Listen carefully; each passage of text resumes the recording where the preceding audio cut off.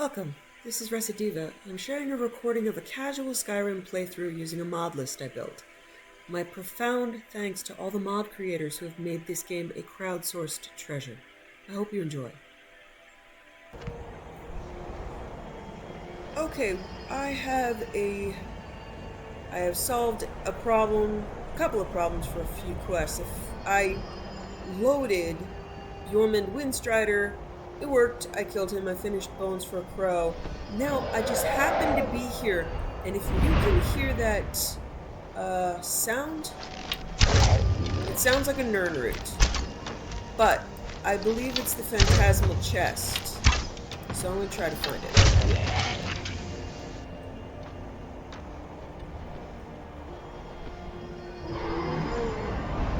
I've got about a game hour to do it before it disappears, I believe. But that is the sound of the Phantasmal Chest. I may or may not find it. I just happened to hear it while I was up here. And we're going to be interrupted by a bunch of dragon, and I don't know where its spawn spot is around here. But if we stop hearing it, it's gone.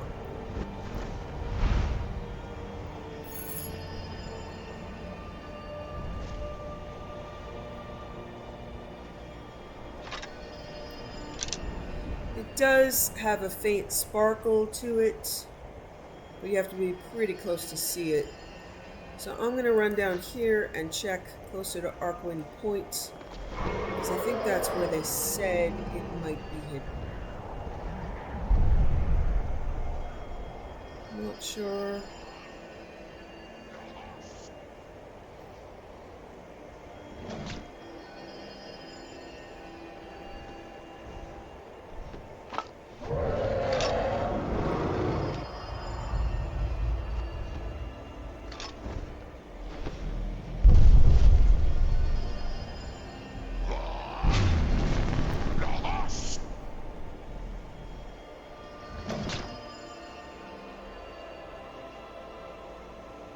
There we go. No. Never mind. That's the wood wall. I was wrong.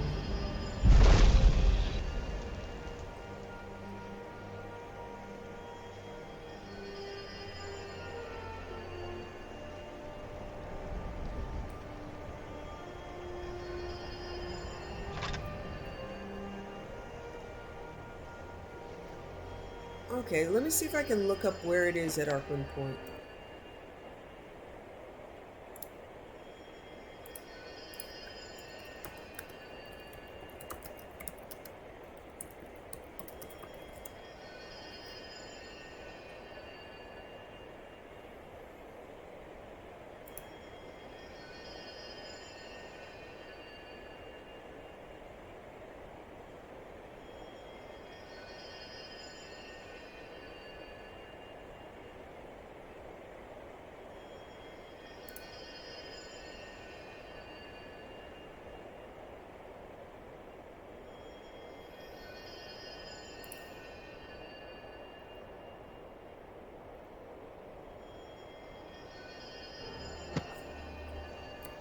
Head back here.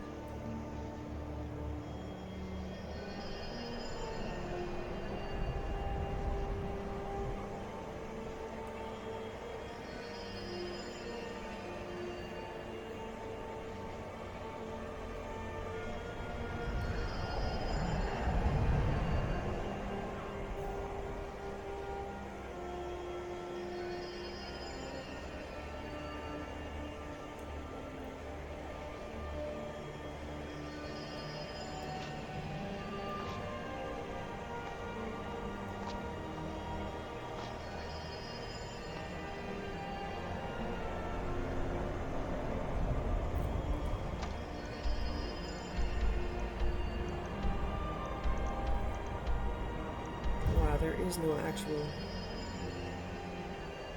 location.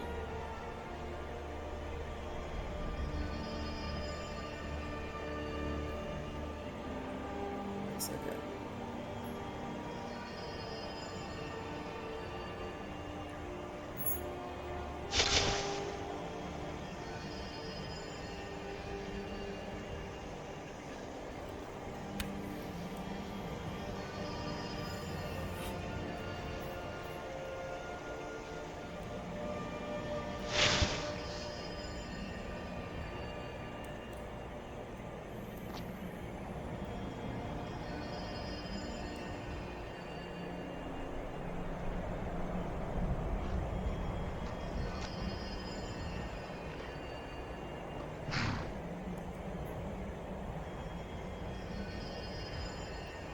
And there you have it. Okay.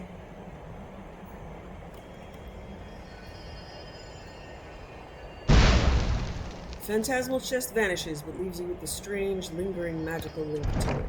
Okay, so now you'll have a... now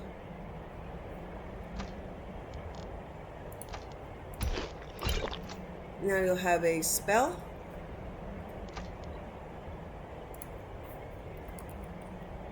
Summon Phantasmal Chest.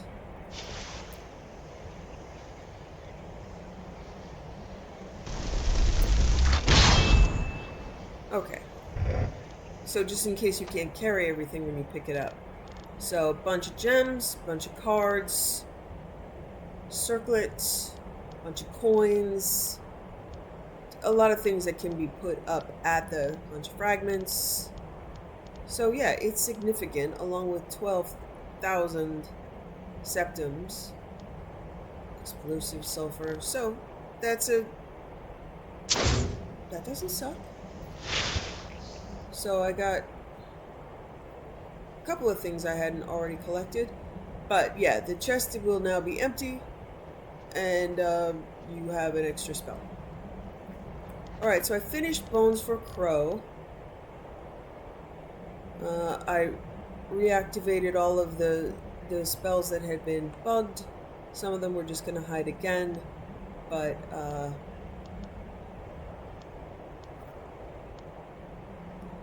okay. Now I believe right now I'm going to use another thing that I fixed.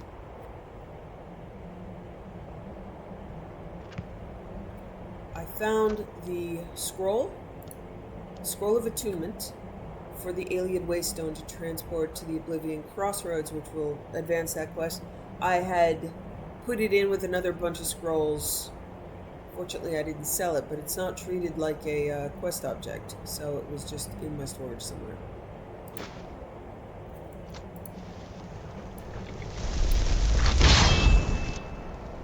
Oh, that's not what I meant to do.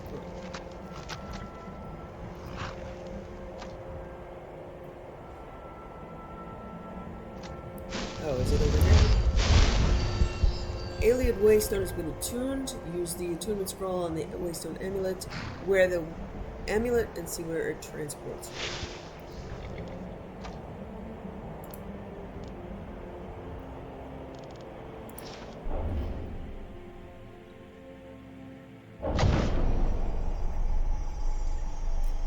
Alien Crossroads. Pretty.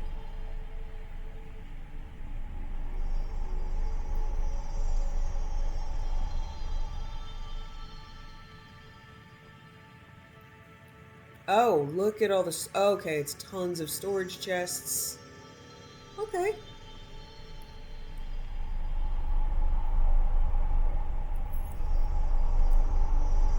So you can go to Sankator.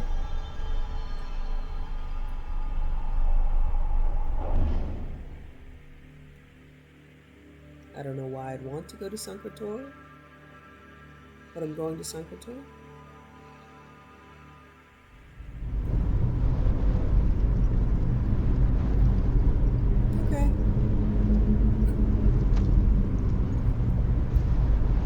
This looks somewhat different. No, it's the same. Okay. Alright, I'm going to take off the alien Waystone.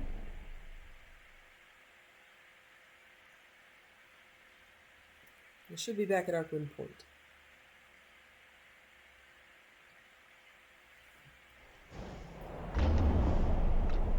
Okay, cool. So that's 2 cleared. Plus we found the Phantasmal chest.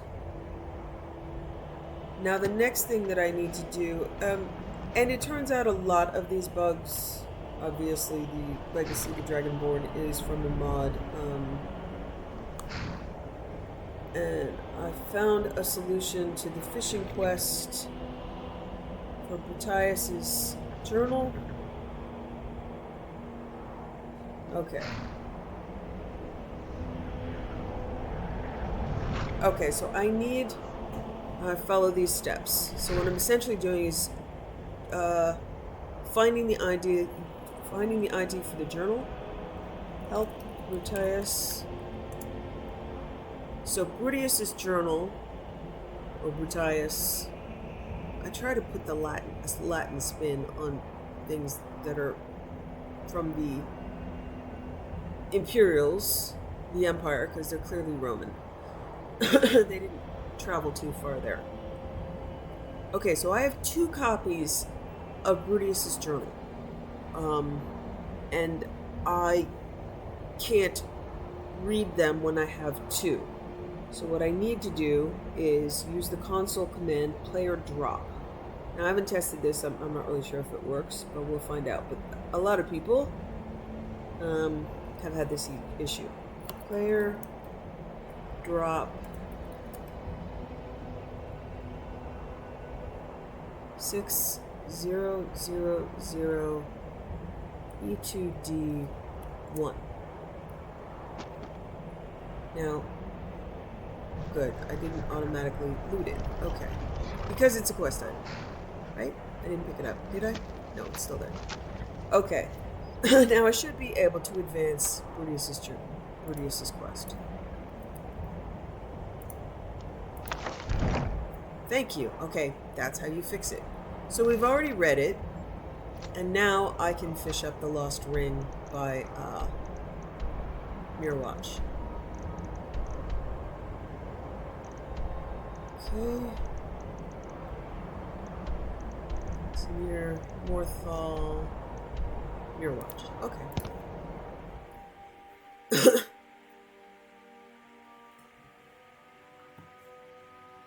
So the adventures of my new mod list and an even newer mod list continue. I've downloaded and gotten Morrowind going, which is Morrowind but in Oblivion's engine with Oblivion's graphics. So it is much, much better.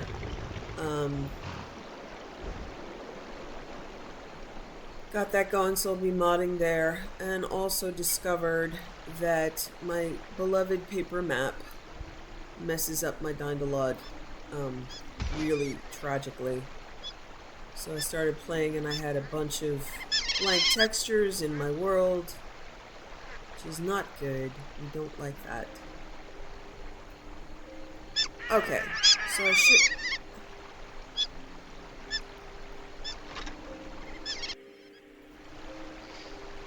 And I also read up on a bunch of wiki, because I've been watching someone play Morrowind, or at least listening. I haven't really watched. There we go. The Atronite ring. No contest. So that's the ring we needed.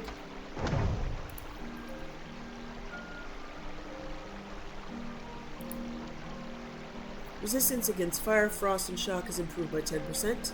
Fire, frost, and shock spells are 10% stronger. So these, I mean, these are significant. If I didn't have,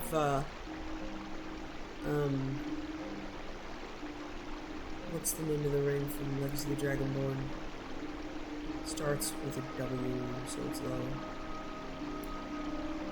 Wanderlust. If I didn't have Wanderlust, yeah, I'd wear that. Okay. So that's a couple things solved. Interesting, because... Yep. Hold on.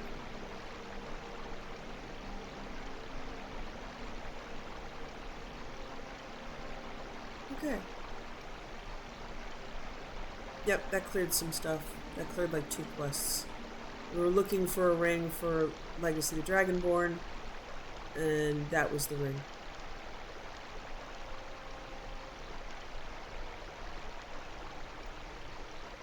Okay.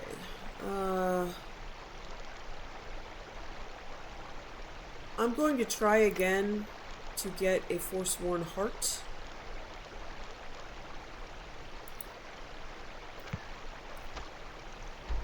It may have been bugged because I had a Briar Heart in my inventory. Make sure I don't. Okay, so I am going to eat that to make sure I get rid of it, because if I drop it, I'll just pick the damn thing up again. And go get a briar heart from a different place.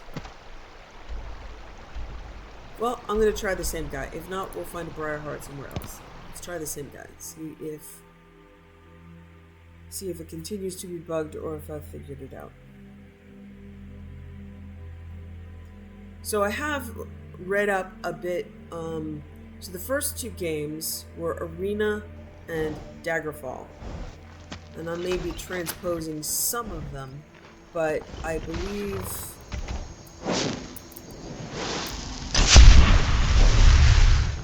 the first game, and we've been reading some of the books, Baron Saya, Jagar Thorn, and that whole thing.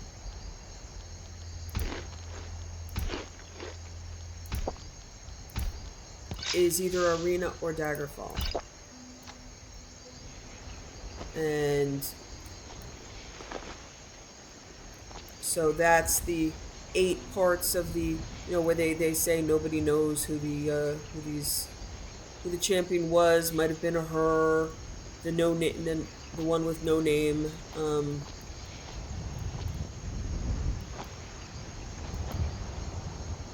So the champion there is the player in either Arena or Daggerfall. The Nerevarine is also a player.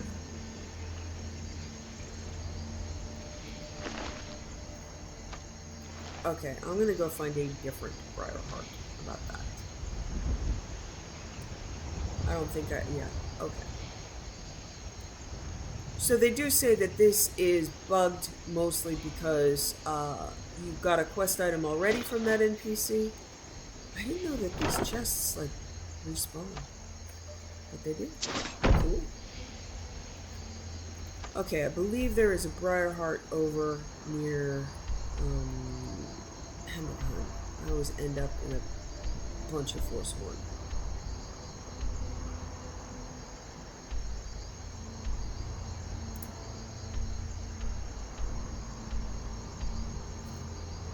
Alright. Might need to kill some guys.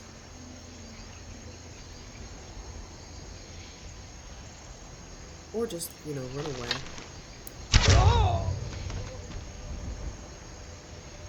So my new game, which I am going to have to restart because my map is warped and that makes me sad, but at least I figured it out. I had to disable every single mod because I was sure it was something in Seasons, and then it turns out being the last possible thing on my list after testing approximately 1,200 mods. So very tedious, but I did figure it out, and then at that point there is a solution, I believe, if you want to use the paper fantasy maps,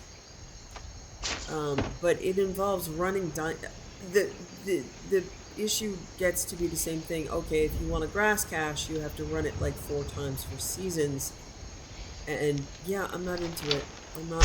I don't like paper maps that much, but it's kind of bright, and so I'm sad, but my paper map's gotta go. So I won't have a map for Blackreach or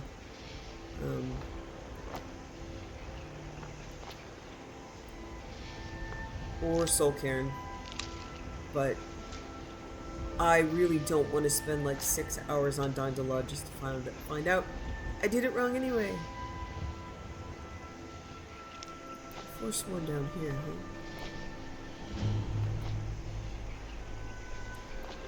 We're just gonna kill a bunch of Force one until we run into a Briarheart.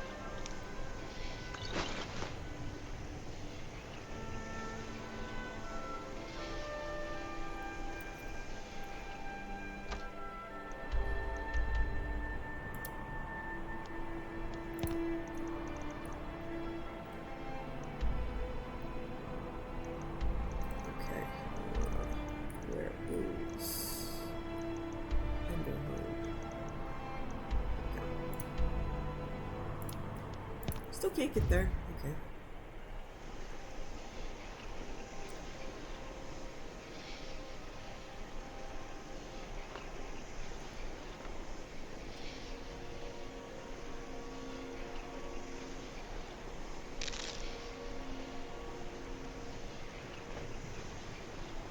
You know, I might just load a Briarheart warrior right here just because this is a bugged quest.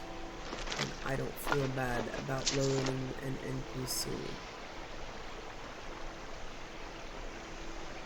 Otherwise, hunting, it looks like I've recently wiped this out. There's nobody here.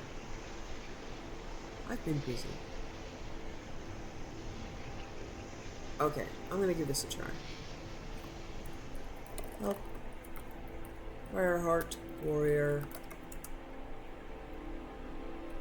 Help. Oh, is it 2 words?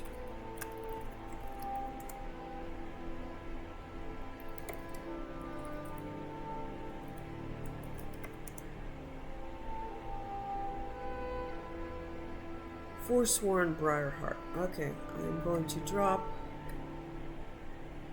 that NPC right in front of me and then kill them.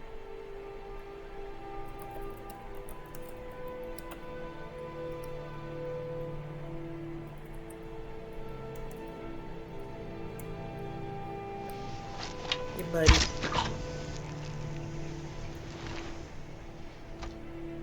Take their Briarheart.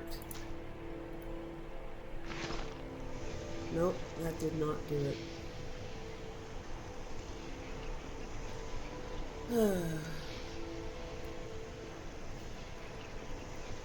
Okay, the only other thing that I know to do is to advance the quest.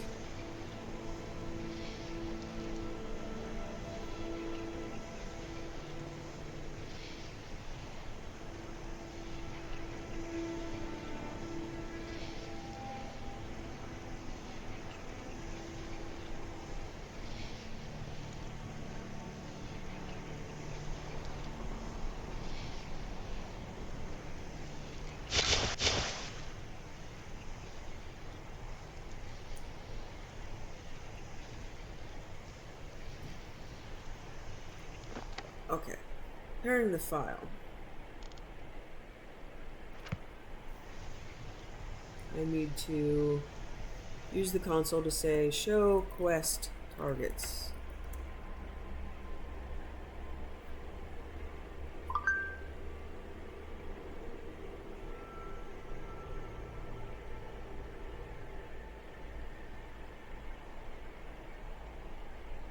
Oh, wow, okay.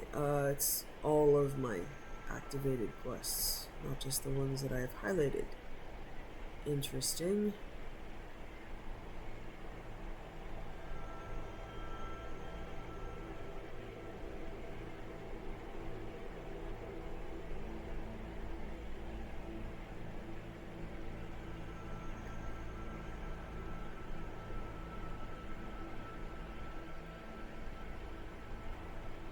Okay, let me find the quest ID for the white file.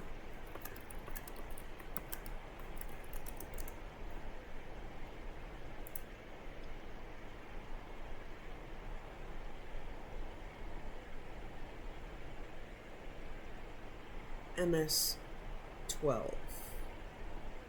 Okay.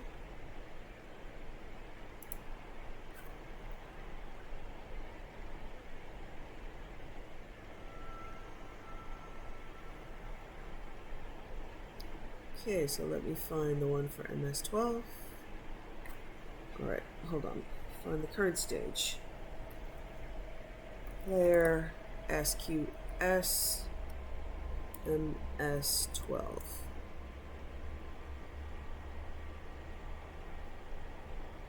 Lists all the stages. Each stage is marked with a 1 if you completed that stage. Okay, so it says... Oh, that's weird. Let me make sure there's the white file, and let's see if it's got a different name now. No, repairing the file. Okay.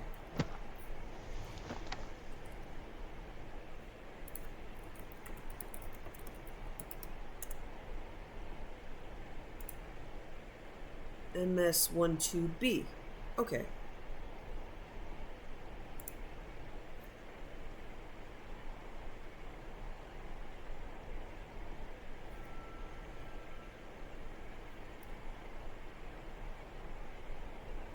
Player SQ QS MS 12 nature MS12B. Yes. Okay.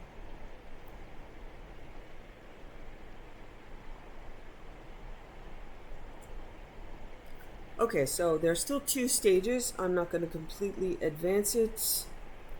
So set stage MS12B 60, which should... Okay, so now it's going to give me the credit for finding that, and I can return to Quintus. So we're going to be ending up doing this on several quests just to finish them out.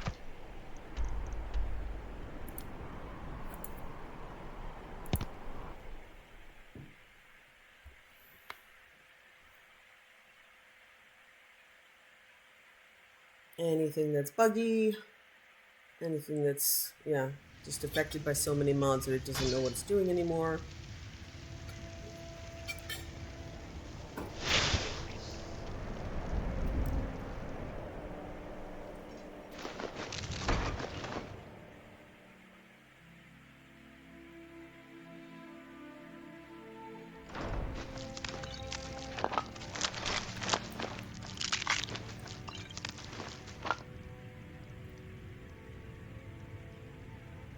My master can be a bit short-tempered, but I've learned so much from him. I have the materials you requested. Thank the gods. I'll get to work on the file straight away.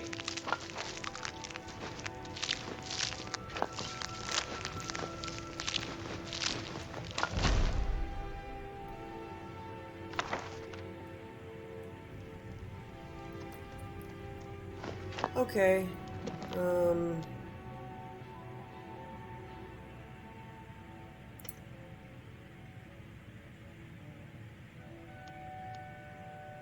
Wow, okay, it didn't really...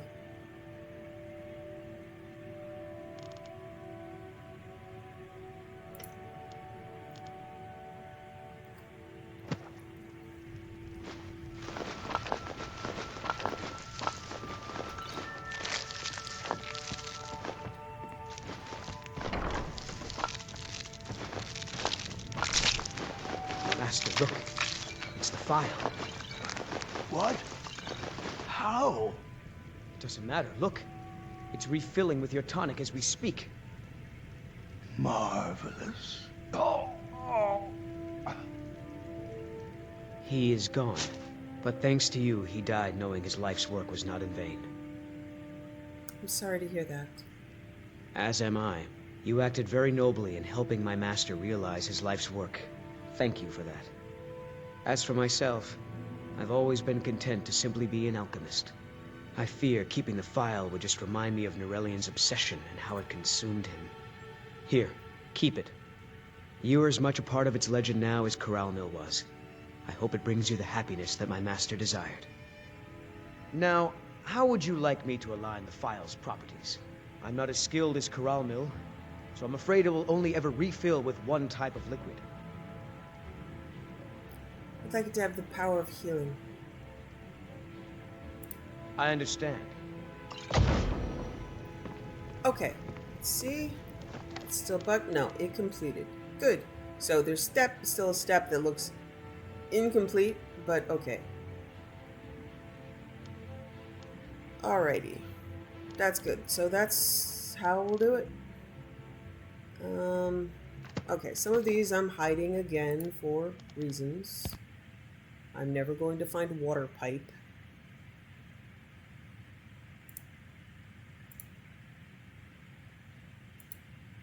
I already read. Okay.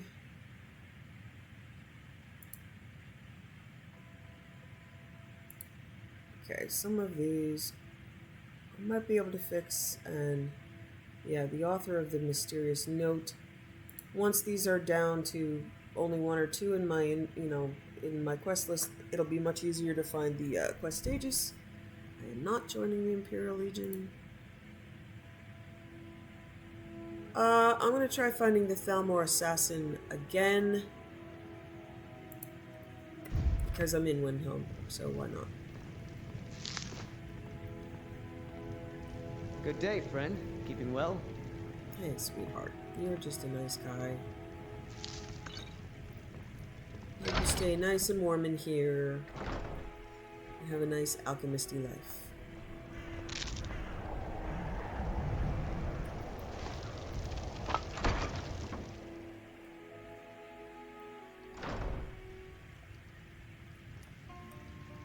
Okay.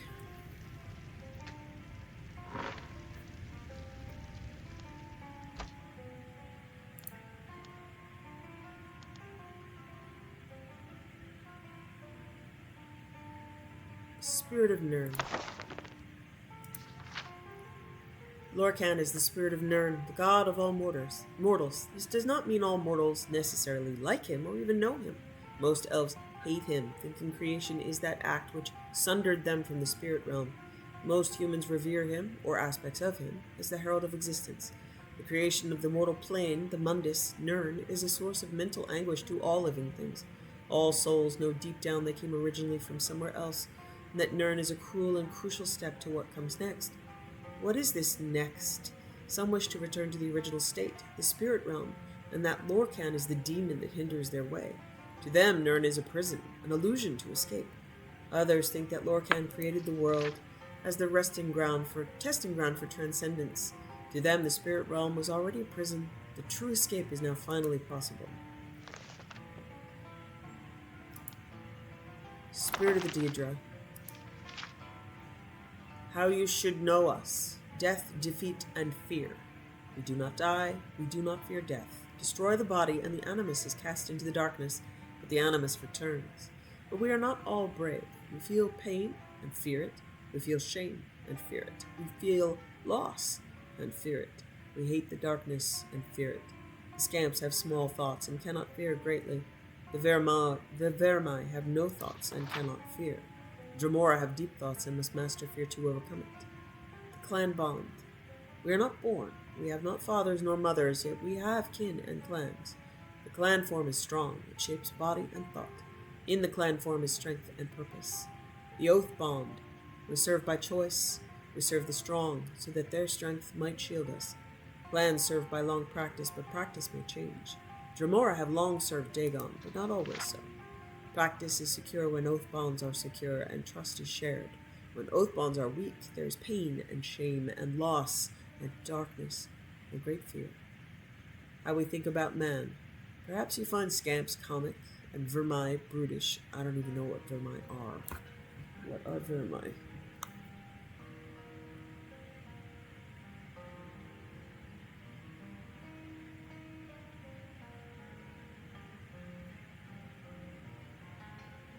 A type of gaunt and sharp-toothed Daedra that serve as dark minions of lesser Daedra lords.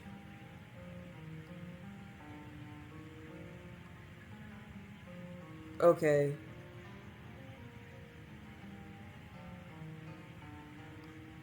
So...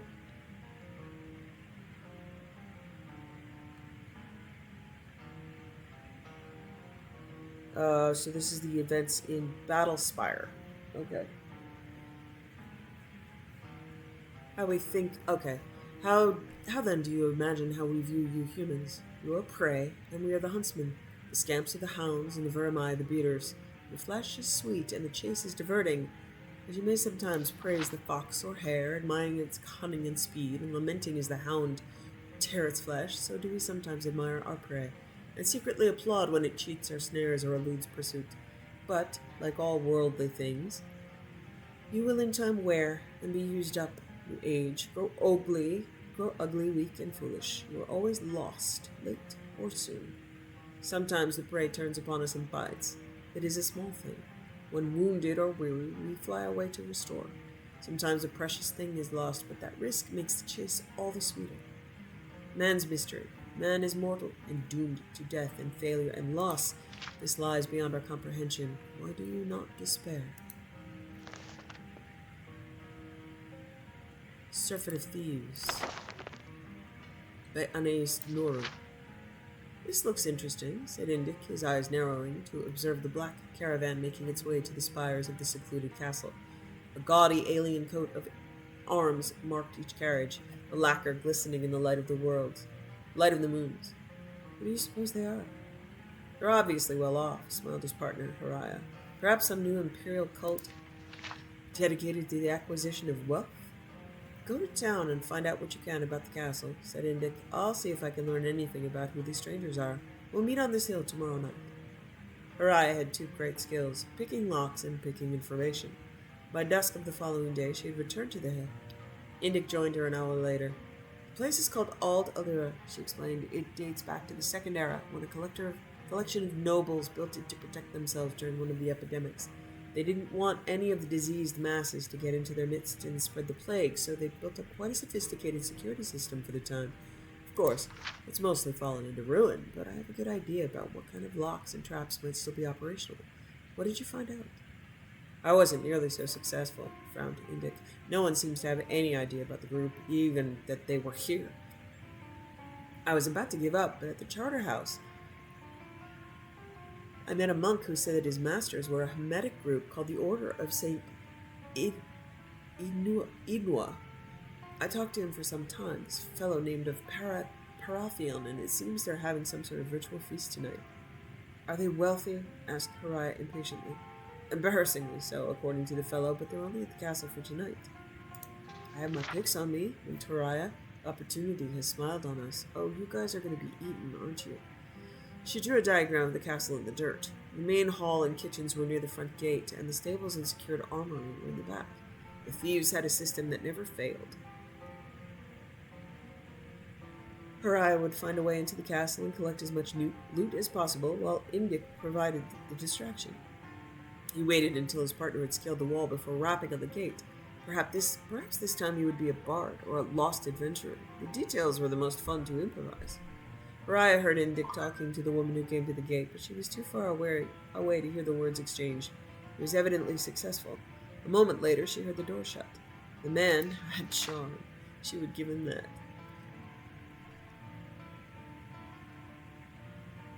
Only a few of the traps and locks to the armory had been set. Undoubtedly, many of the keys had been lost to time. Whatever servants had been in charge of securing the Order's treasures had brought a few new locks to a fix.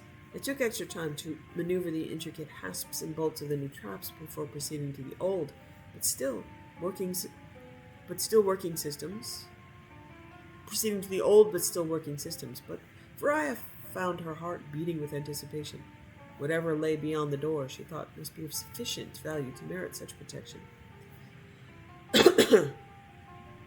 When at last the door swung quietly open, the thief found her avaricious dreams paled to reality.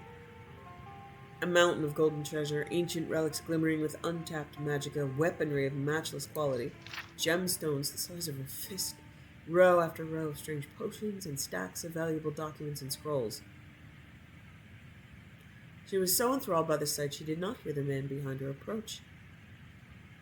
"You must be Lady Tressie," said the voice, and she jumped. It was a monk in a black hooded robe, intricately woven with silver and gold threads. For a moment, she could not speak. This was the sort of encounter that Indic loved, but she could think to do nothing but nod her head with what she hoped looked like certainty. I'm afraid I'm a little lost," she stammered. "I can see that. That's the armory. I'll show you the way to the dining hall. We were afraid you weren't going to arrive. The feast is nearly over." Haraya followed the monk across the courtyard to the double doors leading to the dining hall. A robe identical to the one he was wearing hung on a hook outside, and he handed it to her with a knowing smile. She slipped it on. She mimicked him as she lowered the hood over her head and entered the hall. Torches illuminated the figures within around a large table. Each wore the uniform black robe that covered all features, and from the look of things, the feast was over. Empty plates, platters, and glasses filled every inch of the wood, with only the faintest spots and dribbles of food remaining. It was a breaking of a fast, it seemed.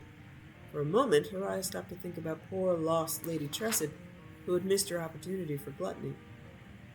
The only unusual item on the table was its centerpiece, a huge golden hourglass which was on its last minute's worth of sand.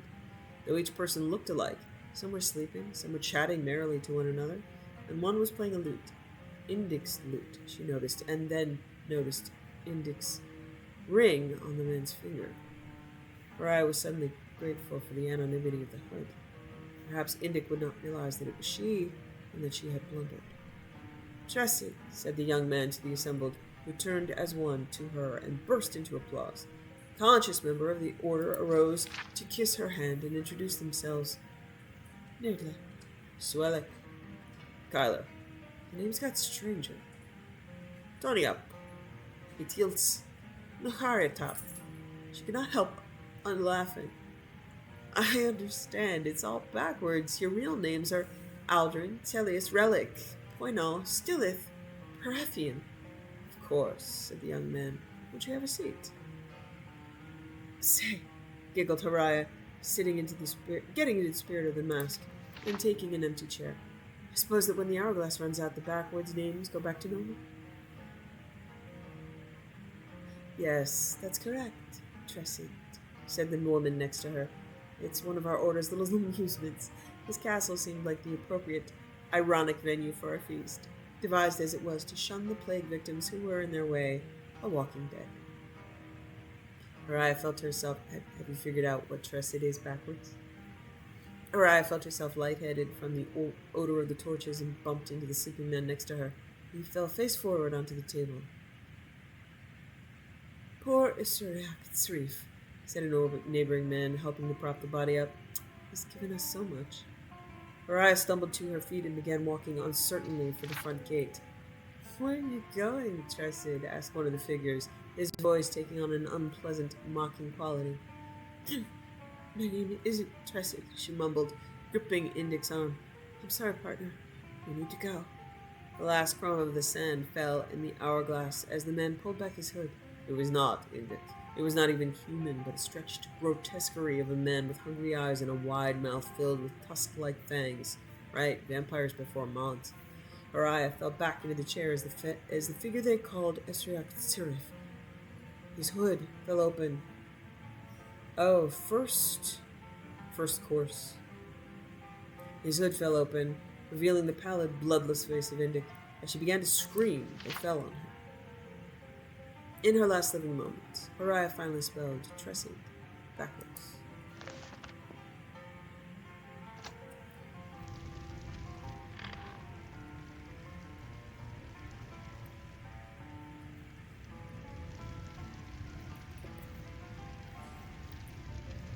Okay, I'm going to place a shrine.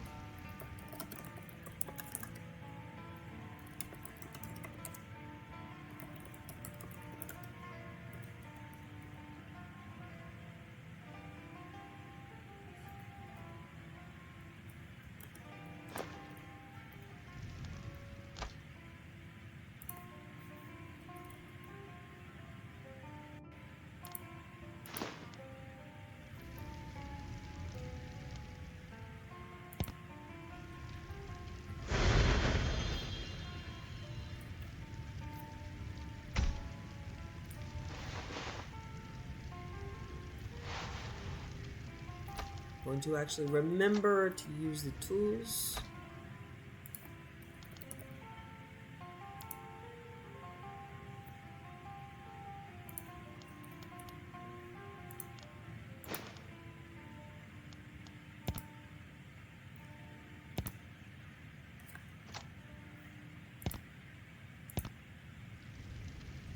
Okay, and it didn't give me anything, it gave me a point to something I'd already maxed.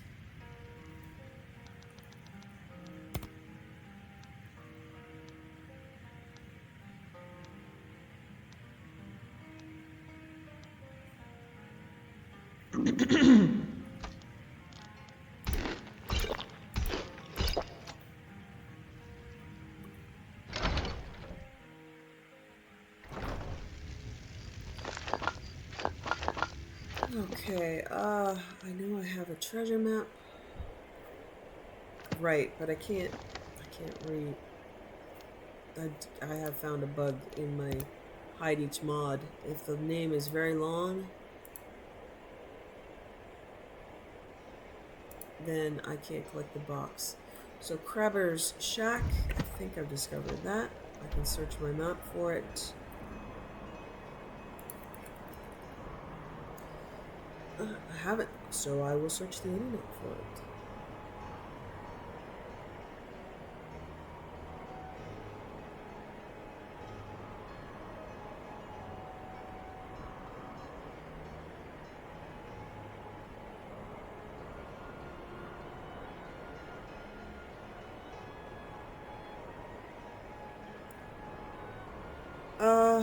There isn't a Crabber's Shack, but there's a Crabber's Shanty. Full March.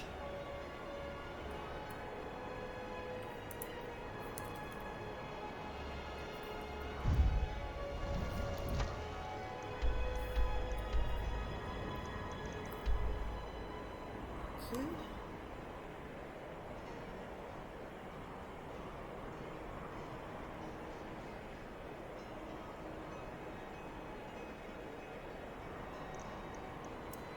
Okay, to Morthal. Looks like it's just about here. Okay.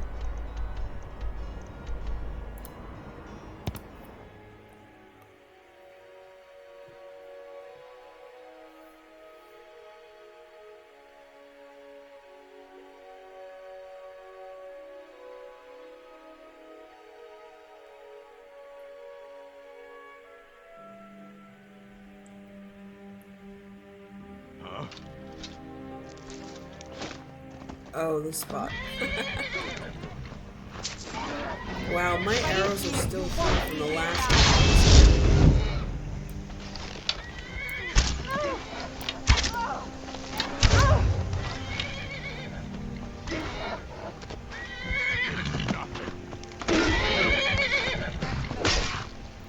You tell me about it.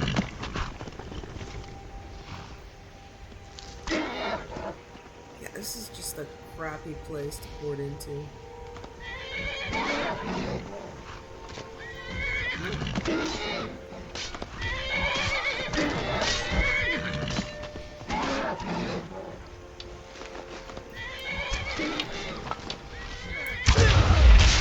told myself I wasn't going to play Legendary, but then I go ahead and get like a Uber team.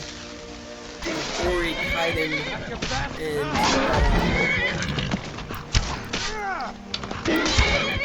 Serana. And Serana is now pretty Uber for me.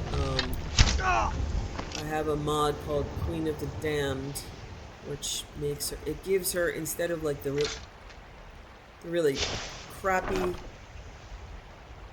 necromancy and spells she was using, she's now got like a cloak spell that does, like a blood cloak spell that does damage to anybody who comes near, and a big gigantic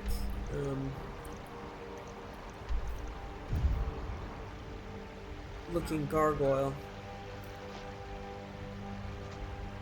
So, and Ori's they can both heal with NFF, the Nether Follower framework, and Ori's spells, I mean, Ori can paralyze like at level 1. Grab her. I've been hunting and fishing in these parts for years. That's cool. I'm not starting any shit. I'm seriously not.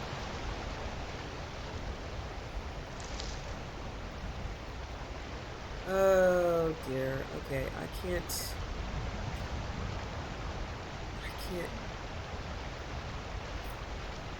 Alright, let me look up the treasure map for Crabber Shanty.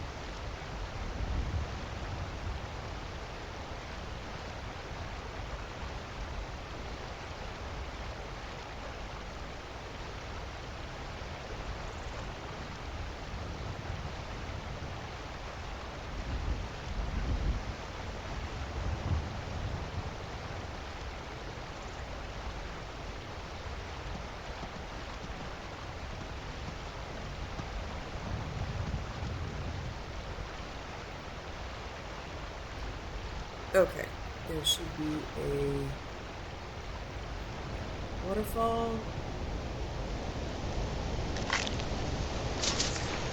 And a treasure. Okay, good. I found it.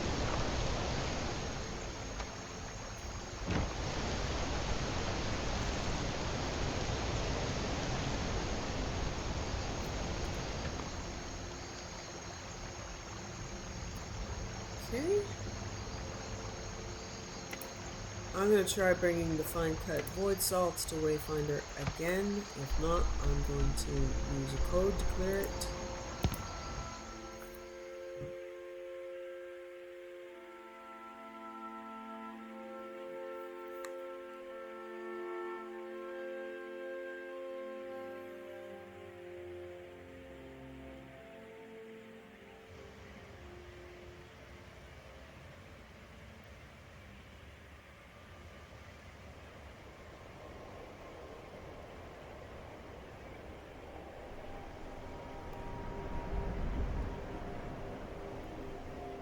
Okay.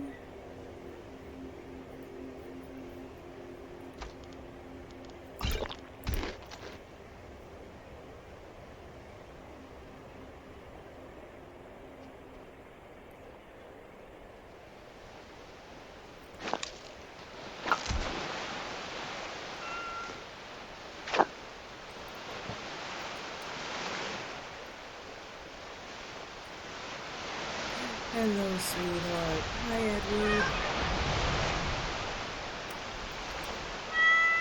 How did I not add you to my petables?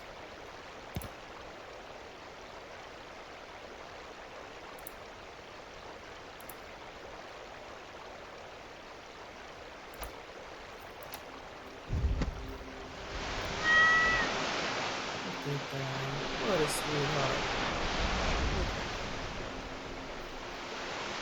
Now I know who you are. Quest and proceed. I know your business. Everyone thinks I'm too young to be a ship's captain, but I'm going to prove them wrong. Okay, I'd better get I'm going. going to try to advance this. I don't buy all that talk about ship captains having to be stern and strict. I want my crewmen to enjoy their work. Okay.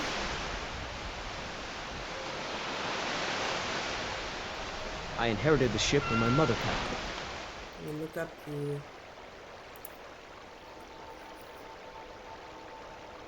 Way.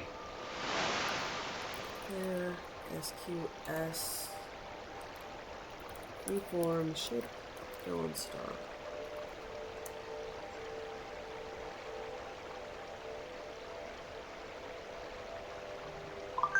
Or not.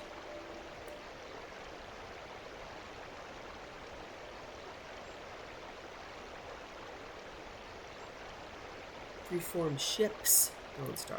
Yes.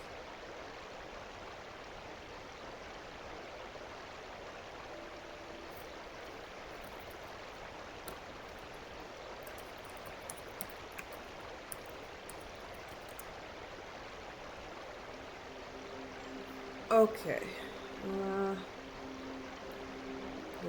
Those are the quest stages. Then set stage. Quest ID, stage number. Okay.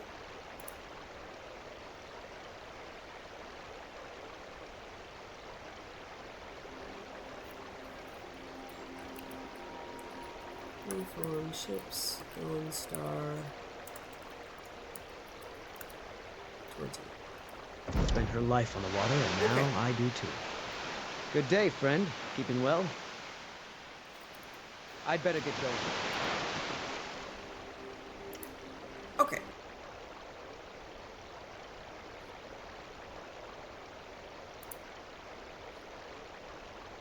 Okay. I'll repeat this one. Violet's gold ring.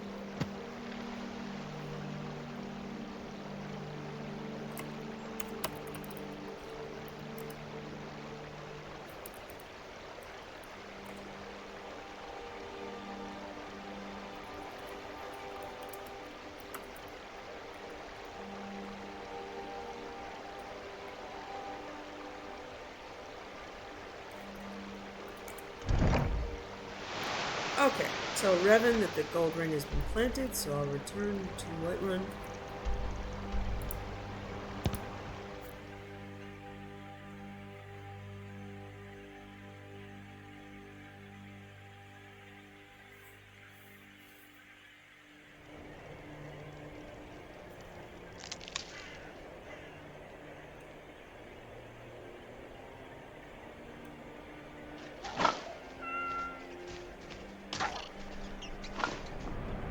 What is it?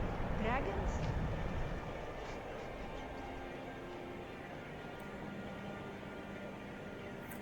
Okay, it's just a 2-hour wait, so I'll do that.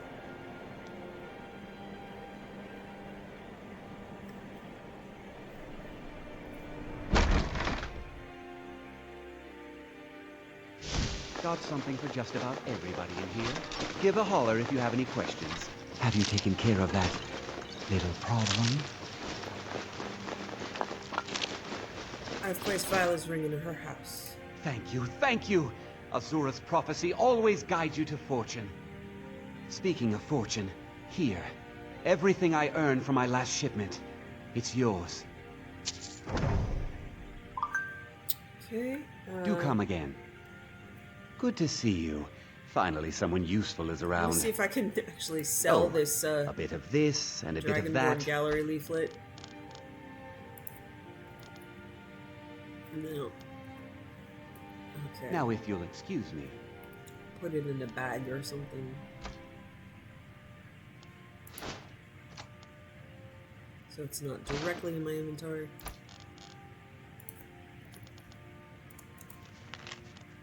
Let's see if that stops me from... All my goods are legitimate, which is Okay, more than I good. can say for some. I like to share my good fortune with those who deserve it.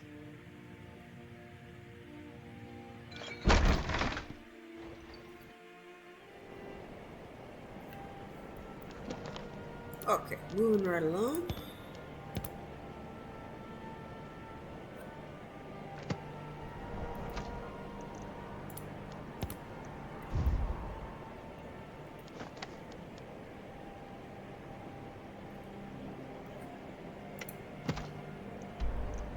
Yeah, the ancient Falmer tome.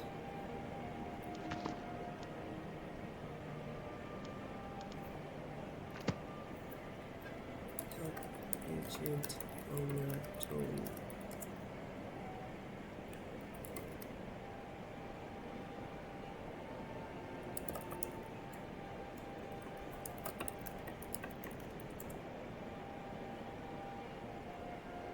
Yeah, I don't think it's literally called that.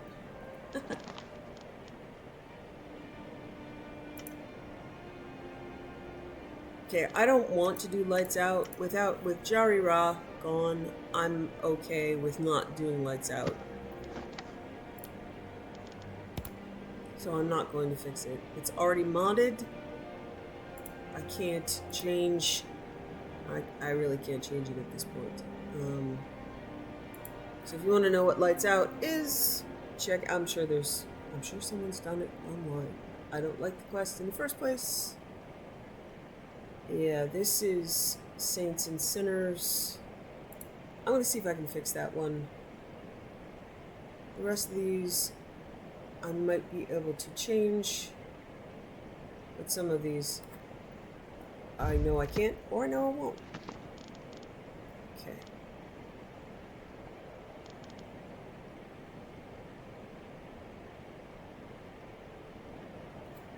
Okay, Museum Gala, I am also changing, I'm also hiding because I don't need that reminder. Weird. The Warlock's Ring. Okay, I didn't find it. I thought that was from fishing.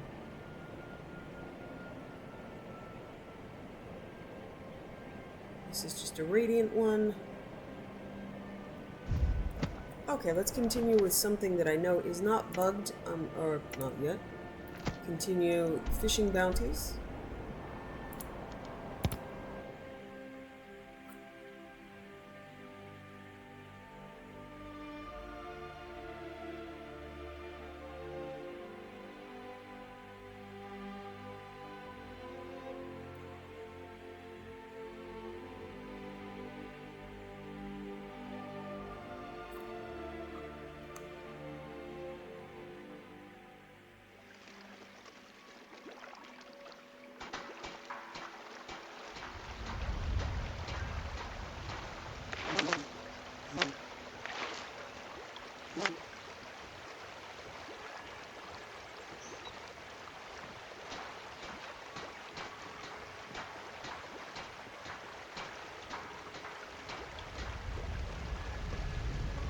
Yes?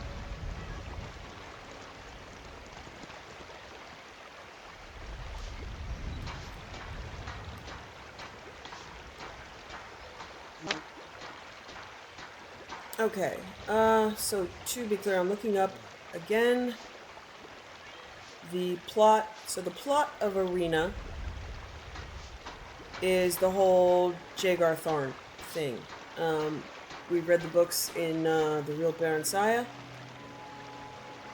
so that's recounted in those books. So the Real Baron Saya books are based on the events of Arena. Now it moves on to Daggerfall.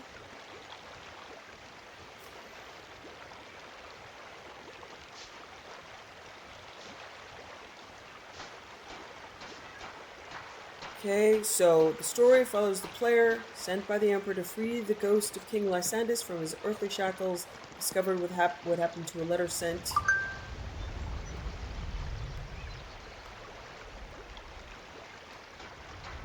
So it's in the Iliac Bay, High Rock, and Hammerfell. And that has to do with the Numidium, the creation, and it has to do with, Manny Marco. That's the Underking, Numidium. So we're seeing a lot of, the Underking that we just saw at the Battle of Sancretor is from Daggerfall.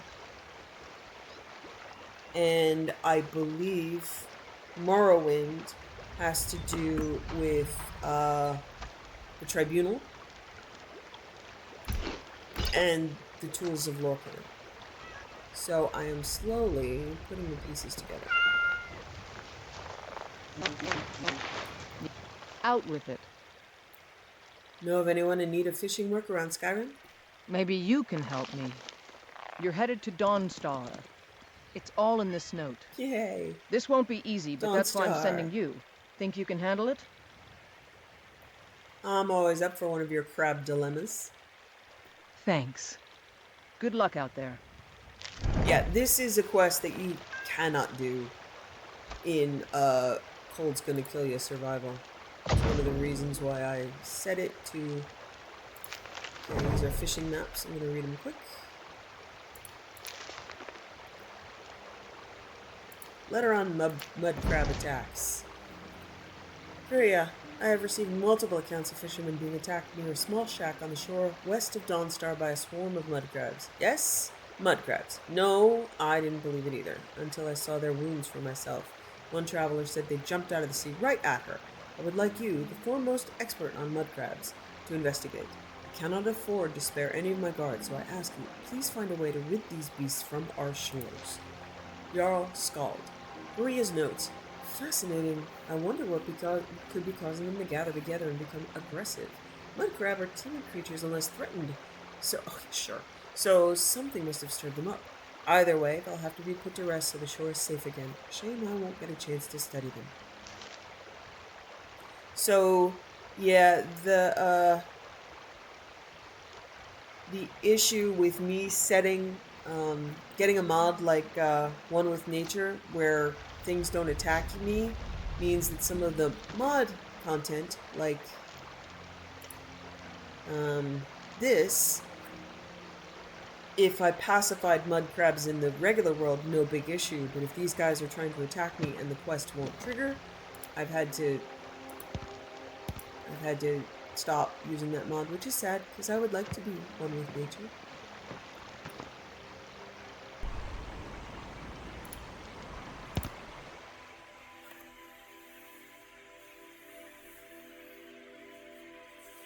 Okay, since the majority of the rest of the stuff that is bugged or hung up is not base game, but is mod, it's going to be harder to find the set stage because I'm finding the quest IDs in Wiki.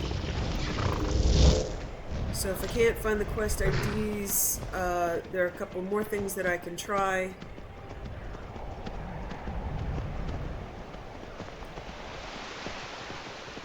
But it gets harder from here.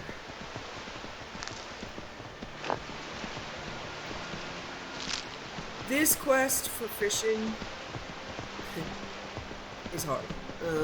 If you're doing survival, I should be okay because I believe I have cold set to not do damage.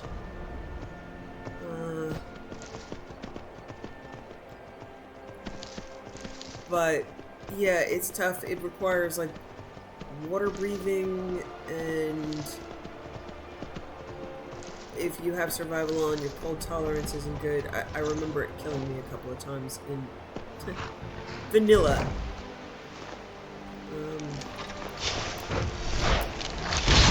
Not the mud crabs, but frenzied mud crabs are attacking. Let me make sure the difficulty here is set to master. I'm doing okay no matter what it is. Yeah, it's still master. I'm checking because Sky UI has an issue. So you see this little mud crab ritual site?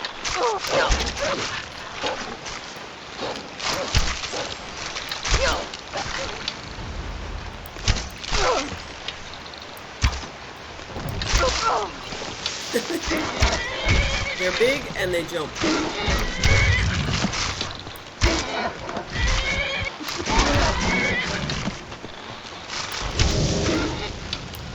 Oh, you guys actually killed the Ambar.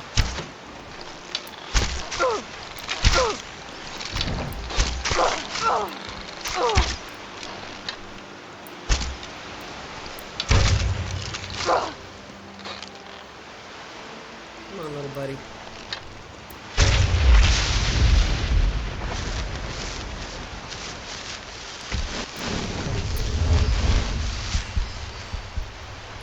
Discover the origin of the frenzied mud crabs.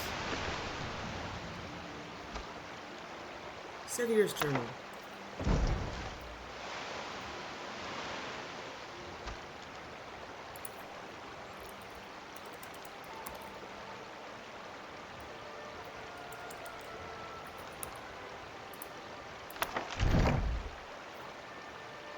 Move it to the scrolls.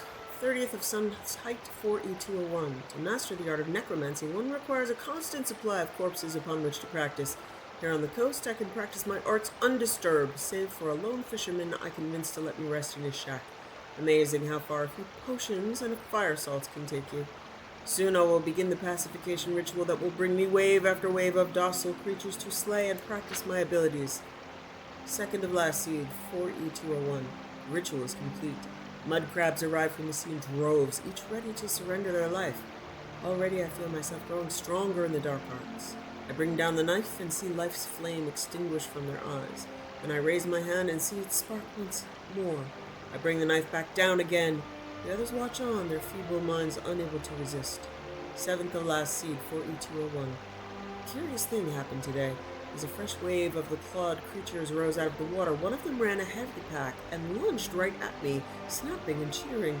Perhaps my illusion has some kind of adverse effect on them, driving them to frenzy instead of calm submission.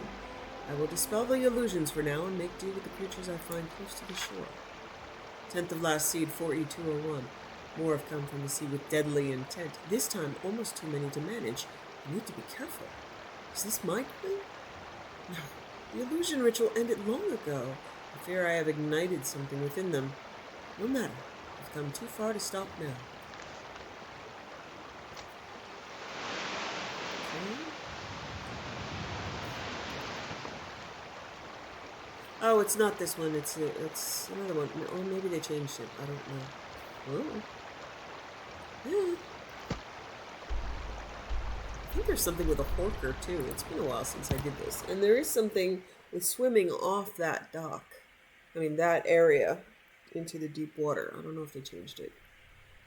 We'll have to see. We'll find out.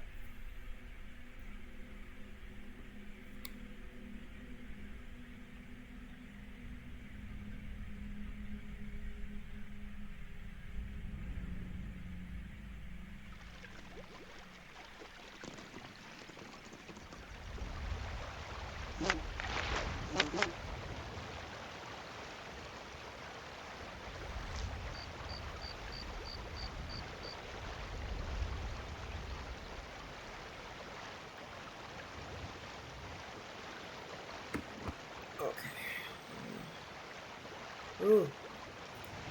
Yeah, it's late. Oh, okay. Hey, Pariah. Out with it. The mud crabs have been slain. They were driven to fury by a necromancer. We sure showed them, eh? Thanks for your part in all that. Sevier drew them to the coast using magic, but he lost his control over them. I understand. I've come to rely on you.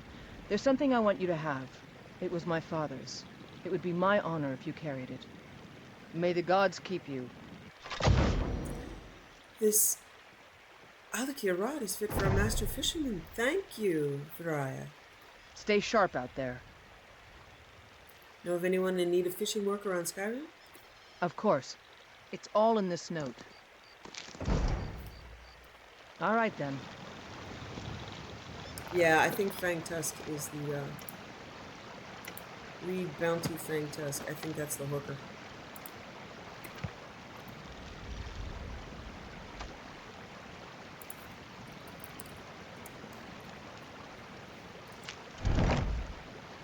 By order of the Jarl, Ulfric Stormcloak, a fearsome hooker has been preying upon fishermen north of Hollyfrost Farm.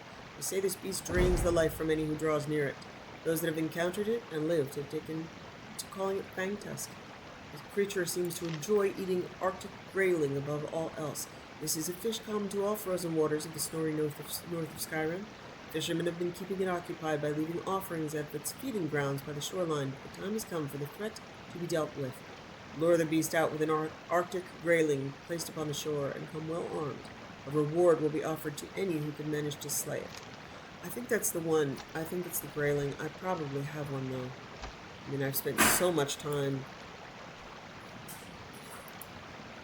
Yeah, I've got Arctic grayling. Okay. So I believe that's the one that is. Oh, sorry, my puppy's right here demanding to be pet, so I gotta do that.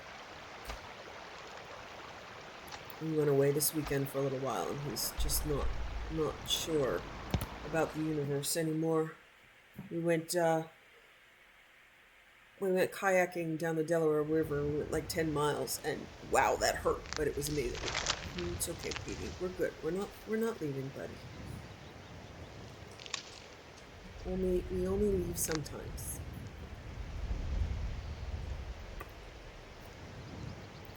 Yeah, so I think getting the Arctic grayling is what I would need to do. It's difficult to fish. You can swim and get one off of Dawnstar, but I already have one.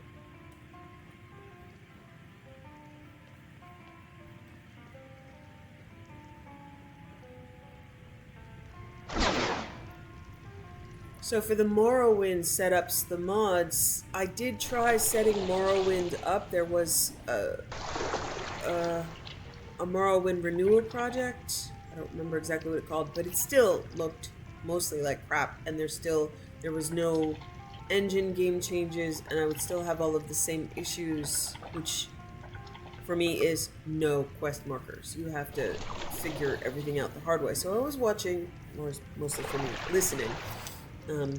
I listened to it like on the way down to the Delaware trip.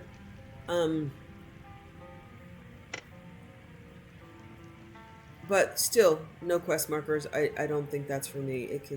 That's just too frustrating, and I'm still looking to have some fun. And as I said, I never did manage to actually play the game the first time because all I did was get lost and like choke near the Red Mountain. So I remember bits of it. I remember Satanin. I remember, thinking it was amazing. I remember stealing a lot. But the new one that I have now is More Oblivion, which uses the Oblivion engine and a lot of its graphics capability to update the game. So I'm going to try that out, and if I make it, and if the mods, I mostly am now wandering around like, okay, so this is happening now. I can't say I'm having much fun yet. I might just watch someone else play. There are a couple of games like that. Like, I never did manage to play Witcher because I don't like playing a male protagonist in an insanely bleak world. It's just no fun. Same with Red Dead Redemption, playing a male in an insanely bleak world. Morrowind, just no quest, and I did play a lot of Oblivion, so I know all of the Oblivion story, although it's been a while and I've forgotten some of it. But I would like to get more up to speed on the Arena, Daggerfall, and Morrowind lore.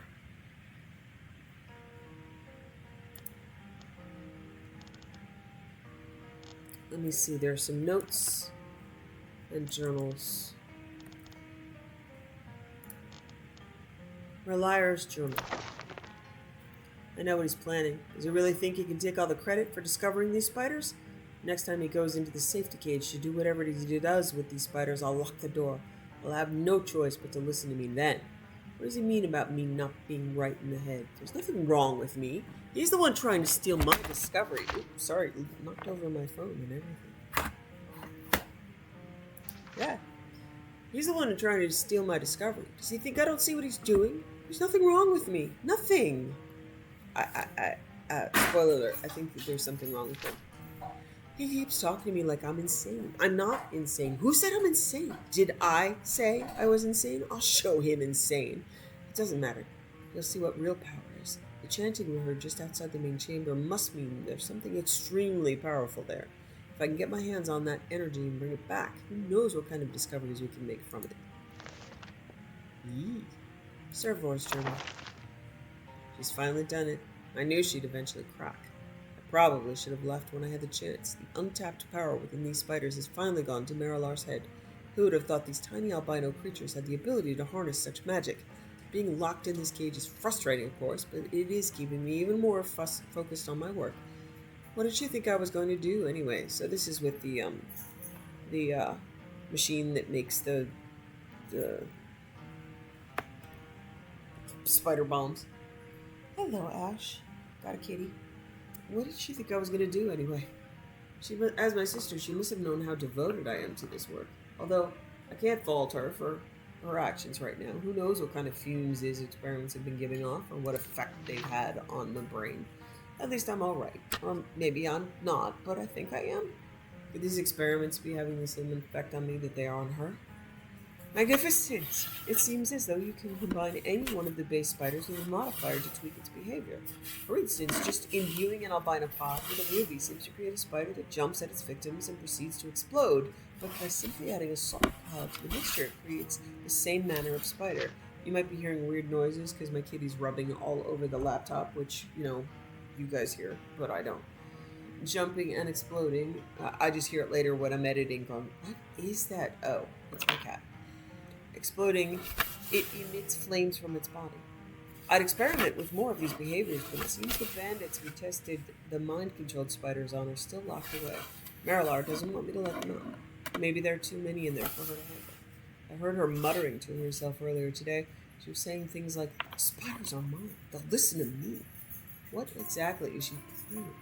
I hope she's not attempting to enter the blocked-off room in the main chamber. She knows we specifically sealed it after hearing odd chanting coming from that direction. Then again, what she used to know may not matter right now, considering the state she's been in. Hope she'll be alright. Oh, dear. Tell this journal. 22nd of Sun's Height 4E201. Sold to Wind Peak Inn. Salmon 16, Arctic Char 8, Crab Legs 12. 30th of Sun's Height 4E201. A traveler came passing through. Sevier, some kind of wizard. I've got no love for wizards, but he offered me up potions and fire salts, all just for a place to lay up for a while. Of course I agreed. Only a noble could dream of treasures like these. 2nd of Last Seed 4E201. Sold to Wind Peak Inn. Salmon 13, Arctic Grayling 6. Last night I seen Sevier casting his spells on mud crabs of all things. Now, I don't have any crab to sell to the inn.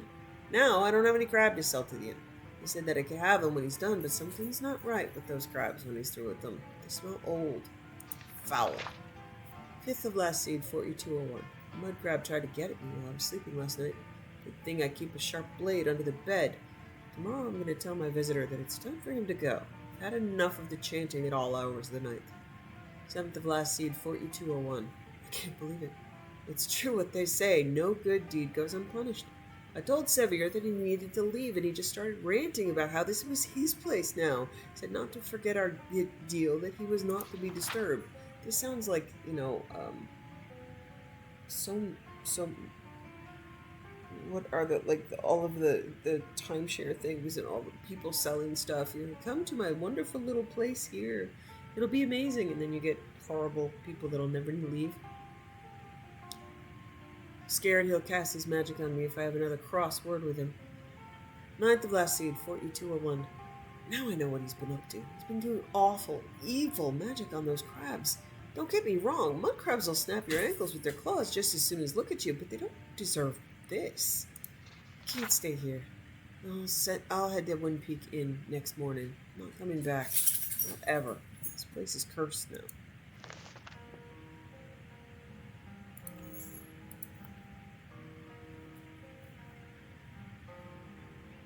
That's gonna bug me now that I can't think of the what's the name of the service where you just buy someone's home for a weekend or something. It's got bed in the name. Now I have to look it up. Boy, my memory is just... Right, Ash? My memory is just awful.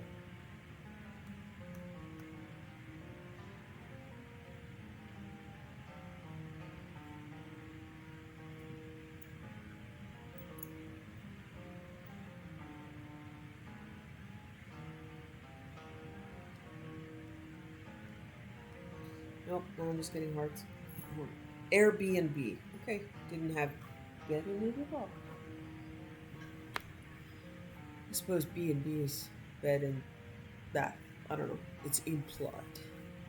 My dear Revan, let me begin this letter with my deepest apologies. I know I have failed to write to you for years. Many letters that you wrote to me have remained unanswered. I can imagine the spite you must feel toward me for my disrespect. Please accept the apology for the way I've neglected our friendship. It's only now I realize you might be the only friend I have left. The worst thing is that even now I write you more of desperation than of friendship, for I have no idea who else I could tell this story to. The story must be told, so that in case I fail, not everything is lost with me. I will be writing several letters to you, of which this is the first. I hope you will not cast them away like I did with yours, nor that you will shoot the bird that I used to send them to you. In a way, you are my only hope. Let me begin at the beginning. Once the Orion family was a line of courageous people. There are countless heroes in my family line, men and women who stood their ground even in the face of the most dreadful perils. Every single one was a warrior, either because of their skill at arms or because of their unbendable will. They were the stuff of legends. At least, this is what my father always used to tell me when I was young. He was undoubtedly trying to groom me for a life of danger, adventure, and spoils. If you can recall my father, you will remember that he was always one for family honor. It wasn't easy, growing up the son of a second-in-command of the Fighters Guild, especially one with a temper like him. He always used to tell stories of our ancestors, of how our line was nearly destroyed, but how the family survived because of its strength. I remember him telling about growing up in Morrowind and how tough his youth was. He told me of the dangers lurking in the Ashlands, the shrieking of the cliff racers, the jaws of the Kaguti. My father was strict and already had me practicing the sword while I could barely walk. But my youth always sounded like a walking park compared to the stories he told. You see, my dear Revan, I'm not at all like my father. I was born in Coral after the Oblivion Crisis. It was a good and peaceful time, and by now it seems like a whole different world, one that only exists in memories. I'm afraid I must end my letter here. Please feed the bird and give him some rest so it has the strength to make the far travel back to me. You will hear from me again soon. Sincerely, Gilius Orn. Private letter 2. Dearest Draven, it's been 2 weeks since I've been able to write you a letter. I plan on finishing my story as long as I'm still allowed to tell it. I'm afraid, though, that I can't be sure how much time I still have. Let me continue the story of my father. My father loved and hated Morrowind, the land that molded him into his rough, tough shape. Mother always told me he was devastated when the news of the destruction of his land reached Coral. I was born during the Red Year, you see. What a strange thing it must be to have such joy, to follow such devastation so quickly. Maybe he saw me as a reincarnation of Morrowind of sorts, an embodiment of its spirit. I could see that in his eyes, even when the rest of his face seemed to be chiseled from stone by deep and unimaginable grief, His eyes always showed hope. I think I was about 13 or 14 when we left for Morrowind. I remember standing there with my mother and my brother waving him goodbye. He went to his homeland to help defend it against the Argonian invasion. It was a suicide mission, I remember my mother saying. But my father was set on it. We never saw him again. Before he left, he gave me his home, the helm of Orin Bearclaw, greatest of my ancestors. All power and courage of my family is stored within, he said. My father told me he once gave the helm to the old Fighters Guild leader. The leader returned the helm when my mother got pregnant with me, so that the helm could be a family heirloom again, my father said. When he left for Morrowind, he did not dare take the helm for fear of losing it. I guess that shows that he knew he was going to his death. Not that I understood it back then. In a way, the helm did make me feel braver and stronger, though I always imagined that it was the spirit of my father. I felt like he was with me, laying his hopeful eyes on me wherever I put it on, whenever I put it on. I haven't worn the helm since I became an adult. My brother never could stand that the helm was passed to me. And what could he know? He's 3 years younger than me. At that time, when my father left, the helm was nothing but a toy to him. But how I never saw that. But how had I never seen that greed growing in his soul? How had I never known that he was looking so dearly for the approval of his father? A father that left him too early? It's all too late now. All this grief because of a helm, my father's pride. Was it worth it? Why does this happen to me?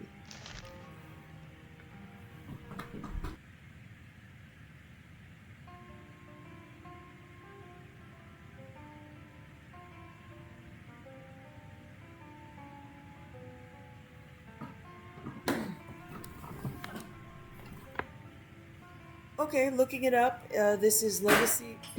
Excuse me. This is Legacy. Okay, looking this up. These letters are hints to the location of a helm for Legacy the Dragonborn. We picked these up from Sadri's Used Wares. To Revan, I apologize for the long delay. I've not had much time to write. Much has happened, and I hope I can now finally explain to you what is going on. Finally, I come to the point of my writing to you. In my previous letters, I told you the history of my family and the helm of Orin Bearclaw. Now I want to tell you of more current affairs. My father's helm has always been here since he left. I kept it with me in my home in Coral. One cold night, I heard a knock on the door. When I opened the door, I found my brother standing on my doorstep. He had given no notification of his coming, but I was glad to see him either way. He had been living in Skyrim the last few years, you see. What madness would drive him to a place like that willingly, I don't know. I must admit that I've never liked Skyrim, and this is one of the reasons I never wrote or visited you. I never asked him why he went there, and neither was that question on my mind that night. We drank and talked all night long. Once in a while, I caught this strange glimpse in his eye. A dark shimmer. The same shimmer of jealousy I'd seen in his eyes when we were kids. I saw it one moment, and then it was gone. I thought I'd imagined it all, and I did not realize it then, but now I recall. He asked me many questions about the helm that night. Wow, that's my cats chasing each other. It was growing late, and I offered him a place to sleep, which he gladly accepted. We went to bed, and in the morning he was gone, with the helm. Along with some basic sword skills my father had taught me, some tracking techniques. I've never forgotten any of his lessons. I've been tracking my brother for months now. I followed him to the north, over the Jarl Mountains into Skyrim. He was not aware of me following him until I came upon his camp one night in the tundras of southern Skyrim. He was wearing the helm of my father, and once he saw me, he spoke to me in madness. He told me how he wanted to prove he was a descendant of the Bearclaw, and how I had tainted the honor of our name. I was a disgrace to the name in his eyes, and he wanted to set things right. He told me Skyrim was as plagued by evil as Morrowind in my father's stories, and how he would rid the land of it with the helm. My brother is no competent swordsman, nor is he very strong, but the helm somehow gave him great powers. I tried to stop him, but with one blow he threw me to the ground. My vision may have been blurred because of the blow. The last thing I saw was my brother darting off at incredible speed. Surely the helm has bestowed a gift upon him. I don't know what madness has befallen him, or maybe it has not befallen him. It has grown and gnawed at him for years like a cancer. I hope some of my desperation starts to become clear now. I'm sorry I've not been able to tell you the full story at once. Tracking and keeping up with my brother has proven to be an intensive task. I'm unsure if I can keep on doing this.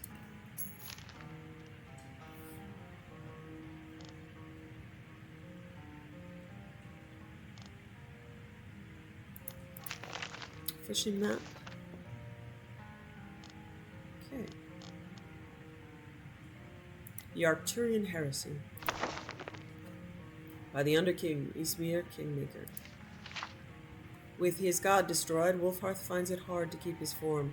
He staggers out of Red Mountain to the battlefield beyond. The world has shaken and all of Morrowind is made of fire. A strong gale picks up and blows his ashes back to Skyrim. Wolfhearth adopts and is adopted by the Nords then.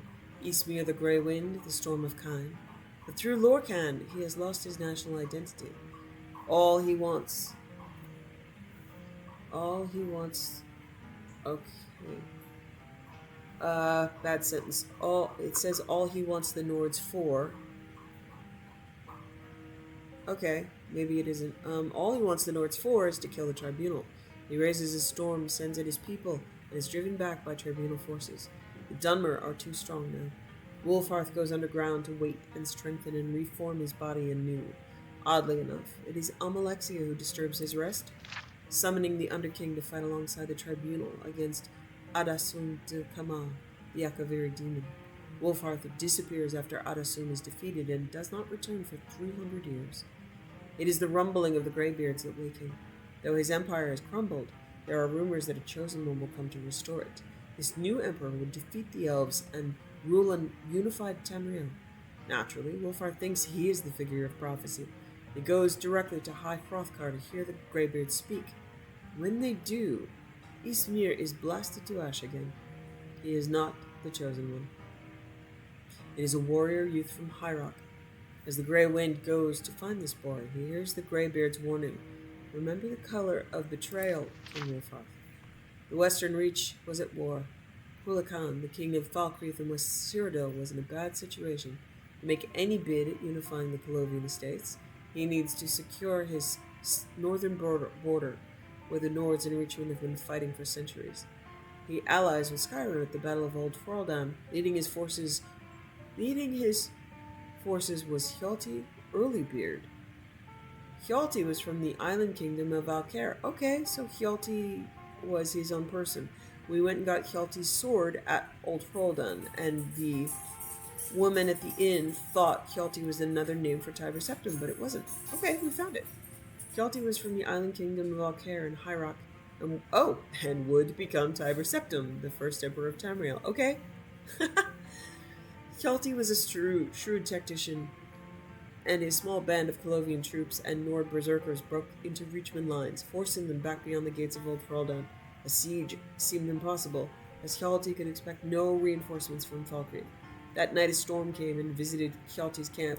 It spoke with him in his tent. At dawn, Hjalti went up to the gates, and the storm followed just above his head. Arrows could not penetrate the winds around him. He shouted down the walls of Old Thraldam, and his men poured in. After their victory, the Nords called Hjalti Talos, or Storm Crown. Kulakan, with his new invincible general, unifies West Cyrodiil in under a year. No one can stand before Hjalti's storms. The Underking knows that if Hjalti is to become the Emperor of Tamriel, he must first capture the Eastern Heartland. Hjalti uses them both. He needs Kulakan and the Colovian estates, where foreigners are mistrusted. It is obvious why he needs Ysmir. They march on the east, the battle mages surrender before their armies, and they take the citadel. Before Kulakan can be crowned, Hjalti secretly murders him and his loyalist contingent. Okay. These assassinations are blamed on the enemies of Kulakan, which, for political reasons, are still the Western Reach. Zurin Arctis, the Grand Battle Mage, not the Underking, we have his grade, then crowns Hjalti as Tiber Septim, new Emperor of all Cyrodiil. After he captures the imperial throne, Septim finds the initial administration of a fully united Cyrodiil a time-consuming task. He sends the Underking to deal with imperial expansion into Skyrim and High Rock. Ysmir, mindful that it might seem as if Tiber Septim is in two places at once, works behind the scenes. This period of level-headed statesmanship and diplomacy, this sudden silence, heretofore unknown in the roaring tales of Talosian conquest, are explained away later. The assassination story is embroidered. Now it is popularly Talos' own throat that was cut. Okay, this is really complicated and a lot of, so I don't know. So the Emperor's catching a lot of shade here. The human kingdoms are conquered, even Hammerfell, whose capture was figured to be an arduous task. The Underking wants a complete invasion, a chance to battle their foreign wind spirits himself, but Tiber Septim refutes him. He's already made a better plan, one that will seem to legitimize his rule. Cyrodiil supports the losing side of a civil war and are invited in. Finally, the Empire can turn its eyes onto the elves. The Underking continues to press on Tiber Septim the need to conquer Morrowind. The Emperor is not sure that it's a wise idea. He's heard of the Tribunal's power. The Underking wants his vengeance and reminds Tiber Septim that he is fated to conquer the elves, even the Tribunal. Arctis advises against the move, but Septim covets the ebony in Morrowind as he sorely needs a source of capital to rebuild Cyrodiil after 400 years of war. The Underking tells him that with the Tribunal dead, Septim might steal the Tribunal's power and use it against the High Elves, certainly the oldest enemies of Lorkhan, predating even the Tribunal. Somerset Isle is the farthest thing from Tiber Septim's mind. Even then, he was planning to send Zoran Arctis to the King of Alinor to make peace. The Ebony need wins out in the end. The Empire invades Morrowind, and the Tribunal gives up. When certain conditions of the armistice include not only a policy of non-interference with the Tribunal, but also, in the Underking's eyes, a validation of their religious beliefs, Izmir is furious. He abandons the Empire completely. This was the betrayal the Greybeard spoke of, or so he thinks. Without the Underking's power, all ideas of conquering Tamriel vanish. Would have been nice, Septim thinks, but let's just worry about Cyrodiil and the human nations. Already there's a rebellion in Hammerfell. Pieces of Numidium trickle in, though. Tiber Septim, always fascinated by the dwarves, has Zoran Arctis research this grand artifact. In doing so, Arctis stumbles upon some of the stories of the war at Red Mountain. He discovers the reason the Numidium was made and some of its potential. Most importantly, he learns the Underking's place in the war. But Zoran Arctis was working from incomplete plans. He thinks it's the heart of Lorkhan's body that is needed to power the Numidium. So these are reflecting plot in Morrowind, I believe, the game. While Zoran Arctis is raving about his discovery, the prophecy finally becomes clear to Tiber Septim. This Numidium is what he needs to conquer the world. It is his destiny to have it. He contacts the Underking and says he was right all along. They should kill the Tribunal, and they need to get together and make a plan. While the Underking was away, he realized the true danger of Dagoth. Something must be done, but he needs an army, and his old one is available again. The trap is set. The Underking arrives and is ambushed by Imperial guards. As he takes them on, Zoran Arctis uses a soul gem on him. With his last breath, the Underking's heart roars a hole through the battle mage's chest. In the end, everyone is dead. The Underking is reverted back to ash. Tiber Septim strolls in to take the soul gem. When the Elder Council arrives, he tells them about the second attempt on his life, this time by his trusted battle mage Zoran Arctis, who is attempting a coup. He has the dead guards celebrated as heroes, even the one who was blasted to ash. He warns Cyrodiil about the dangers within, but says he has a solution to the dangers without. The Mantella. The Numidium, while not the god Tiber Septim and the Dwemer hoped, for the Underking was not exactly Lorkhan after all. It does its job. After its work on Somerset Isle, a new threat appears, a rotting undead wizard who controls the skies. It blows the Numidium apart, but it pounds him into the ground with its last flailings, leaving only a black splotch. And Mantella falls into the sea, seemingly forever. Meanwhile, Tiber Septim crowns himself the first Emperor of Tamriel.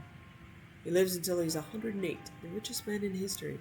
All aspects of his early reign are rewritten. Still, there are conflicting reports about what really happened, and this is why there's such confusion over such questions as, why does Alclair claim to be the birthplace of Talos, while other sources say he came from Mount Mora? Why does Tiber Septim seem to be a different person after his first roaring conquests? Why does Tiber Septim betray his battle mage? Is the Mantella the heart of a battle mage, or is it the heart of Tiber Septim? Tiber Septim is succeeded by his grandson, Pelagius I. Pelagius is just not of the same caliber. In truth, he's a little nervous with all these provinces. Then an advisor shows up. I was friends with your grandfather, the Underking says.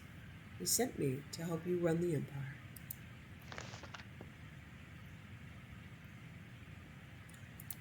Black Arts on Trial. I think this is a skill book that automatically read itself. By Hannibal Traven, Arch-Magister of the Arcane University, Imperial City. History. Necromancy, commonly called the Black Arts, has a history that dates back before recorded time. Virtually all the earliest laws of the land make mention of it as expressly forbidden on pain of death. Independent practitioners of the arts of sorcery, however, continued its study. Sigic Order of the Alarteum, precursor to our own Mages Guild, also forbade its use, not only because it was dangerous, but their belief in the holy and unholy ancestor spirits made it heretical. Again, despite this, we hear many stories of students and masters who ignored this stricture. When Vanus Galerian left Arteum, he may have disagreed with the Sigic on much, but he also refused to allow necromancy to be taught in the guild. Almost 1100 years have passed since the time of Vanus Galerian, and there have been many arch-magisters to lead his guild. The question of necromancy has continued to be asked. The strictures against it in the guild have never been lifted, but attitudes about it have shifted back and forth over the years. Some arch-magisters have been inclined to ignore it entirely, some have fought very actively against it, and still others have been rumored to be necromancers themselves. In my new role as Arch-Magister of the Mages Guild, it is my duty to set policy on this matter. Though I have my own opinions on the black arts, I took counsel with two of the most learned mages in the Empire, Magister Voth Carlos of Corinth and Magister Uliseta Cagrog of Orsinium, and we debated for 2 days. What follows are summaries of the salient points of the debate, arguments and counter-arguments, which led to the resolution of the Mages Guild on the subjects of necromancy. Argument by Master Grakog. Necromancy is poorly understood. We will not make it disappear by ignoring it. As an intellectual institution dedicated to the study of the magical arts and sciences, we have obligations to the truth. Censoring ourselves in our scholarship is antithetical to our mission of neutrality and objectivity. Counter-argument by Master Carlos. The Mages Guild must balance its quest for knowledge with responsible caution and ethical standards. It is not censoring a student's course of study to have him proceed cautiously and with purity of purpose. It is not limiting a student's freedom to set rules and boundaries. Indeed, it is essential. Argument by Master Carlos. Necromancy is an anathema throughout the civilized world. To embrace it publicly, the Mages Guild would inspire fear and hostility in the populace at large. Vanus Galerian wanted this institution to be unlike the Sigic Order, which was elitist and separatist. We ignore public opinion at our own risk. We will certainly lose our charters in many places, including, very likely, the whole of Morrowind, where sentiment against necromancy is very strong. Counter-argument by Master Grakog. Yes, we should be sensitive to the concerns of the community, but they should not and must not dictate our scholarship. Necromancer to many uneducated persons simply means an evil mage. It is madness to limit our work because of prejudices and half-formed understanding. It is an affront to the purpose of objective study to turn our back on a subject merely because of public opinion. Argument by Master Grakog. Necromancers are the scourge of Tamriel. Whether operating independently or in concert with the Slodes or King of Worms, Menimarco, they are responsible for many horrors, animated zombies, and skeletons and other forms of the undead. To best combat this menace, we must understand the powers of the necromancer, and we cannot do that by restricting our study of the black arts. Counter-argument by Master Carlos. No one is disputing the threat of the black arts. In fact, that is the very essence of my argument against the Mages Guild making a school to be taught to our initiates. We can and should know what our enemy is capable of, but we must be careful not to step into a trap of looking too deep into his ways and making these ways our own. We do no one any good if by studying the evil ways we become evil ourselves. Argument by Master Carlos. Necromancy is inherently dangerous. One cannot dabble in it. The simplest spell requires the spilling of blood and immediately begins to corrupt the caster's soul. This is not conjecture, but simple fact. It is irresponsible of the guild to teach and thereby encourage a sort of magical study which has proven itself time again to bring nothing but terror and misery on the practitioner and world. Counter-argument by Master Grakog. All schools of magica are dangerous to the uninitiated. A simple fireball spell from the School of Destruction can cause great harm when cast by a novice, not only to others, but to the mage himself. The School of Mysticism, by its very nature, forces the practitioner to divorce his mind from logic, to embrace a temporary sort of insanity, which one might argue is very like corrupting one's soul. Argument by Master Grakog. The guild already permits some forms of necromancy. The schools of magica are, as we know, artificial constructs originally formulated by Vanus Galarian to divide and thereby simplify study. They have changed many times throughout the years, but at the heart, every master knows they are all linked together. When a student of conjuration summons a guardian ghost, he is touching on the school of necromancy. When a student of enchantment uses a trapped soul, he too may be considered guilty of a black art. The school of mysticism, as I have stated before, has some kinship with necromancy as well. To state that students may not learn the ways of necromancy is to stifle common skills in the other, more historically, legitimate schools of the guild. Counter argument by Master Carlos. Yes, the schools are intertwined, but the standard spells of each school have passed the proof of time. We know that a student of mysticism, properly instructed, will not be permanently harmed by his experience. In many ways, it is a question of extremes, how far we would permit our studies to take us. Necromancy, by its nature, relies on the practitioner going further into the darkness than is wise, virtually guaranteeing not their, destruction. It has no place in the Mage's Guild. Conclusion. The risks of studying necromancy outweigh its usefulness. The Guild does not wish to censor the study of any of its members, but it will not tolerate studies in the black arts, except in limited form. I know, baby. Conclusion. The risk of studying necromancy outweigh its usefulness. The Guild does not wish to censor the study of any of its members, but it will not tolerate studies in the black arts, except in limited form for the purpose of combating its evil adherents. Bo is, there's someone at the door, and Bo does not like that. This may only be done by rare individuals who have proven themselves both highly skilled and highly cautious, and then only with my express permission and supervision.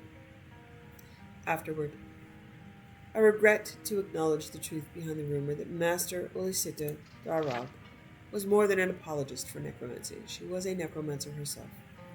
Upon this revelation, the Knights of the Lamp attempted to arrest her at the guild house in Orsinium, but she made good her escape. We have every confidence in her replacement magister in Orsinium. It's okay, Bo.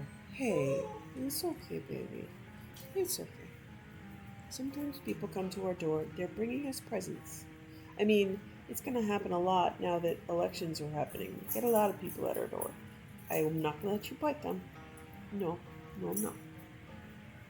Though I disagreed, I respected her logical reasoning enough to include her arguments in this book, and I see no reason to remove them. It is disappointing, however, to see that her interest in the truth was nothing more than a euphemism for her slavery to the black arts.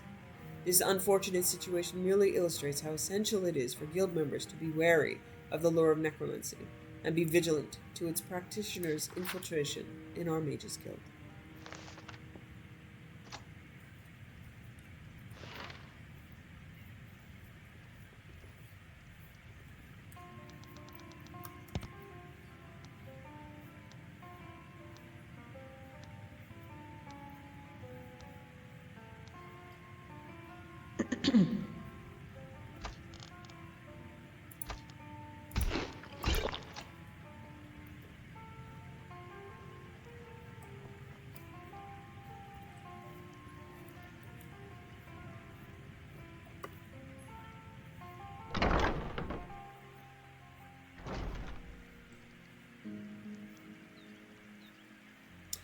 Look how beautiful.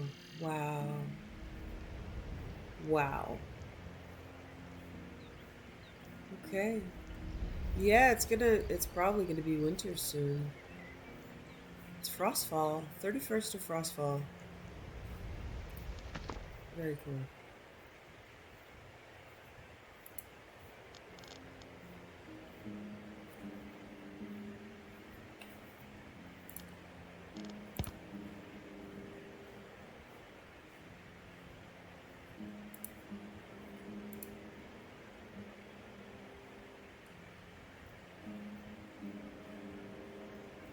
Mm,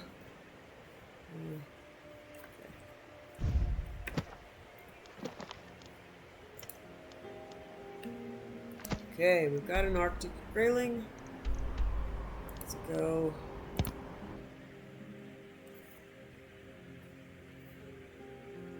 Let's go to the thing.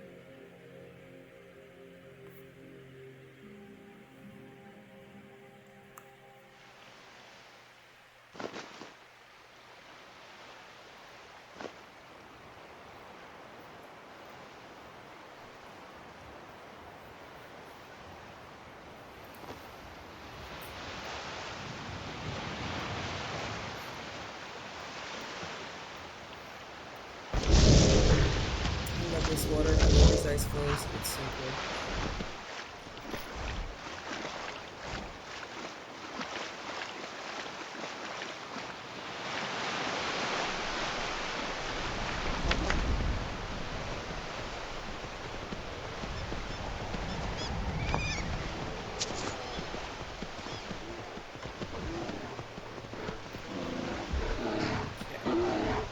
Okay, there's a dragon.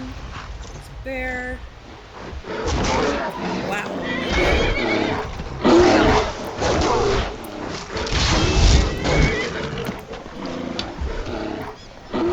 Oh, I discovered yesterday that in my new... Oh, wow. Paralyzed bears. Extra. In my new game, NPCs can do kill moves. And I was just... I mean, I'm playing... Oh man, I missed. I am, playing at legendary difficulty, which means, especially as a crafter, so I'm like level 30, thoroughly nerfed, because all of my skill points are in crafting, so I'm essentially hiding behind my, squad mates. Oh, so frustrating. Alright, I'm gonna go over here and try to get this shard, which I'm not even sure how to. Can I jump up there? Do I have to go all the way up there and jump down? That's weird. And what's this? Oh, it's Ingle Barrel. Okay. It's probably the exit. Yay, jump boots!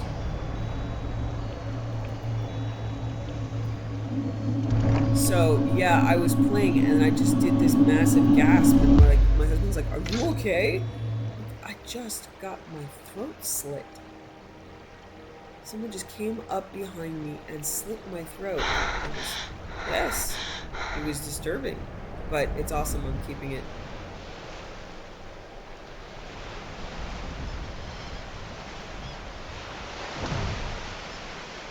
Okay.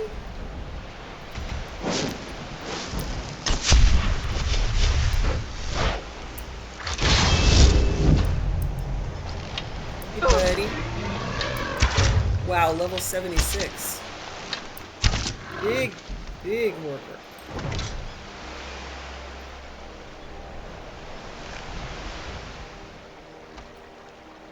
Empiric Ring allows you to cast the spell Drain Life.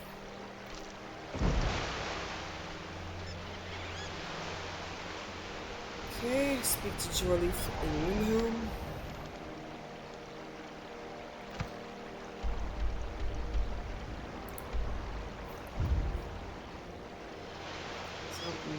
Something wants to hurt me. Is it you, pissed off otter?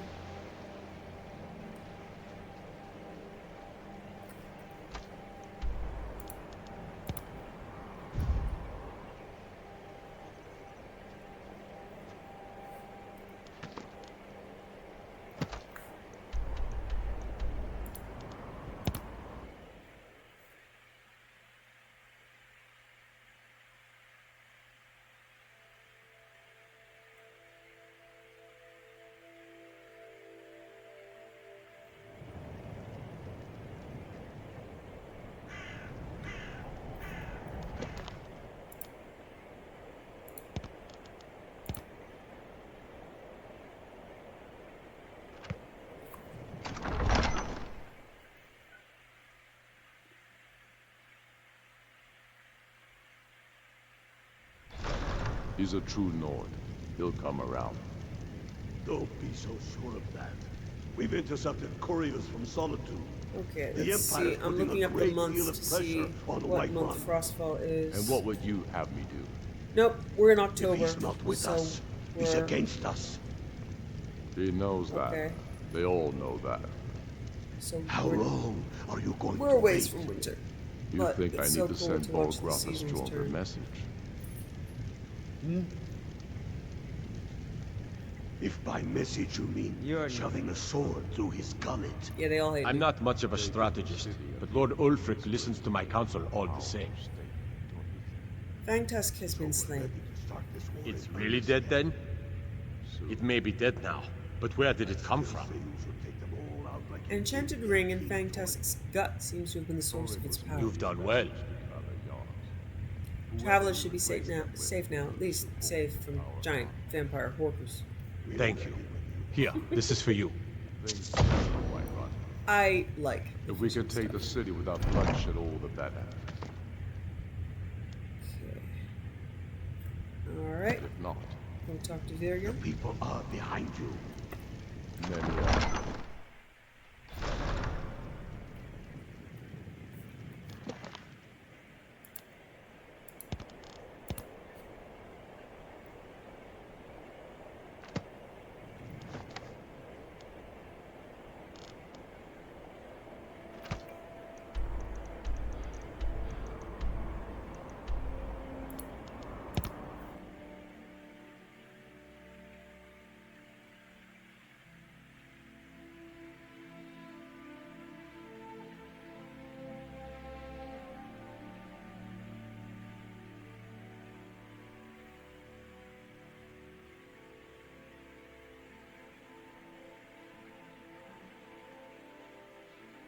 I added Lily, the courier, to my new game. Seems to be working well. The benefit to that is new model, and also we always know where she is. She hangs out at Out. Belforce. I'm waiting. Know of anyone in need of fishing work around Skyrim? You're headed to Markarth. It's all in this note. All right, then.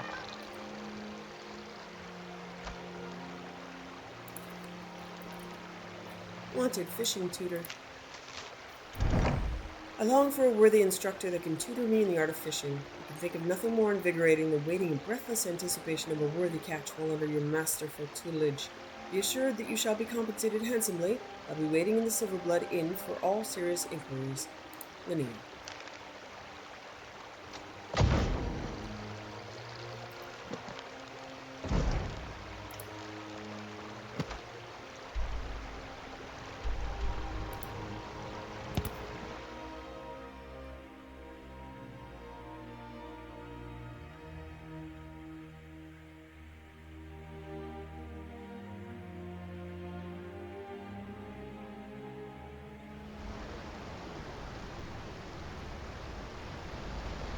No matter what else happens, the guards will always be...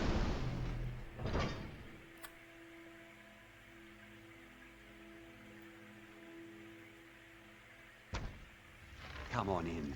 The Silverblood Inn has plenty of strong drink and clean rooms. Need something? Hmm? You're the one in search of a fishing instructor? Indeed. I know just the spot. We can fish off the docks near the Warrens. If that's what you want. I'll see you there soon.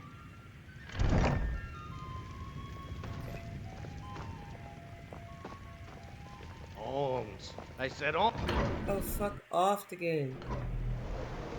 Nobody likes you. I work silver, like my father, and his father before. It's not because you're poor, it's because you're an asshole. Don't cross me, Dad. What is it? I love the way. Ooh, super.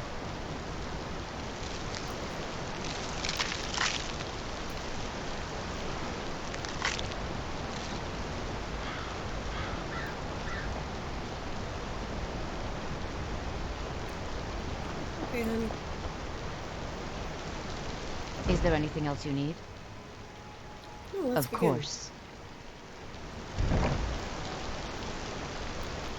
So, if you see over in the left, I have options for fishing rods now. That's a mod. I can use my Alakir fishing rod instead of the base.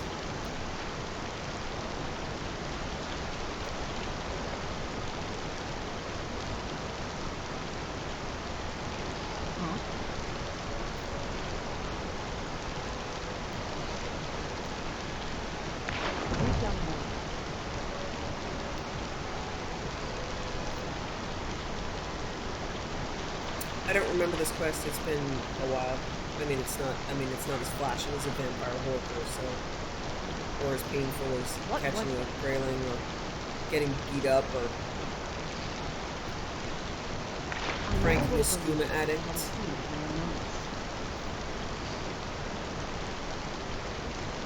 Or the goldfish. I love giving Mila goldfish. Something's happening.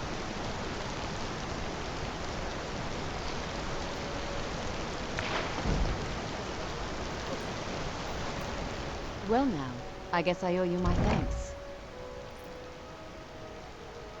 Did you enjoy the lesson? I couldn't be more pleased. Take this small token of my appreciation.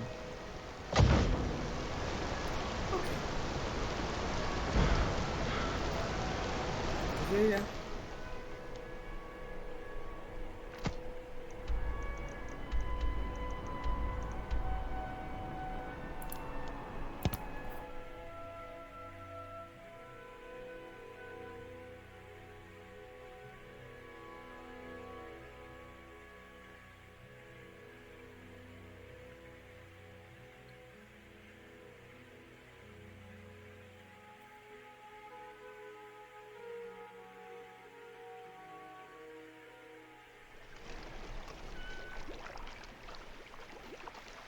I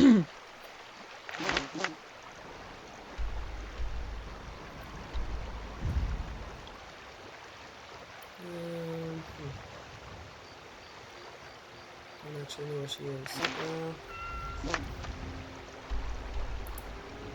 Try Riften proper.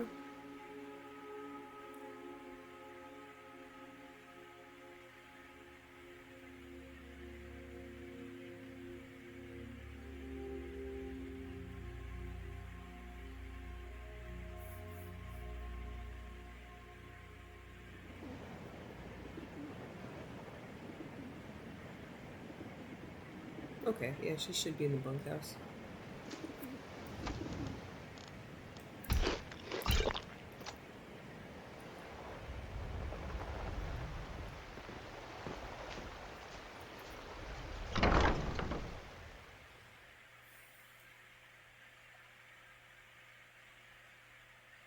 Good to see you.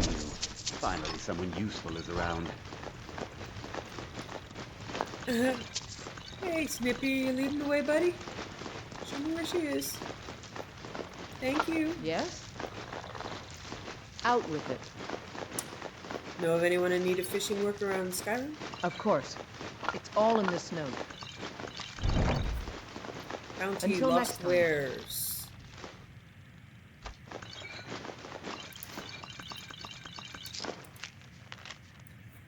Tragedy has befallen this one's business. We were set upon by wolves along the road west of Holden Inn in the Reach. While dealing with the beasts, our cart overturned, sending everything tumbling down the hill and into the nearby river below.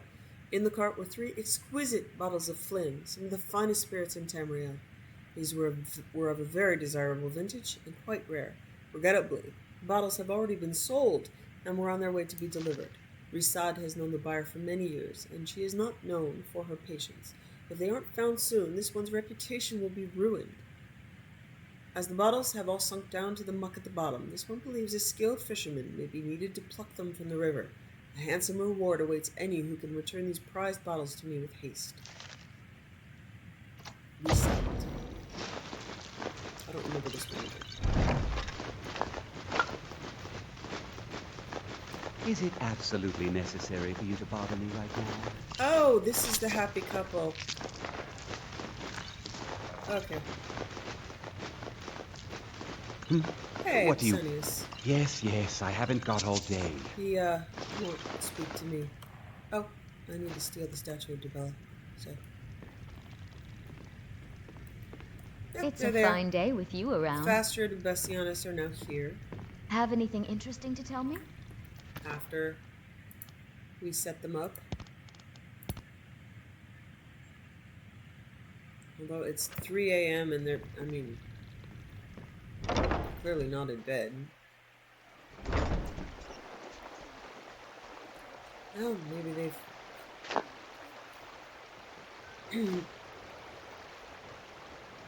maybe they're now drug kingpins or something. That seems to be what happens in Riften.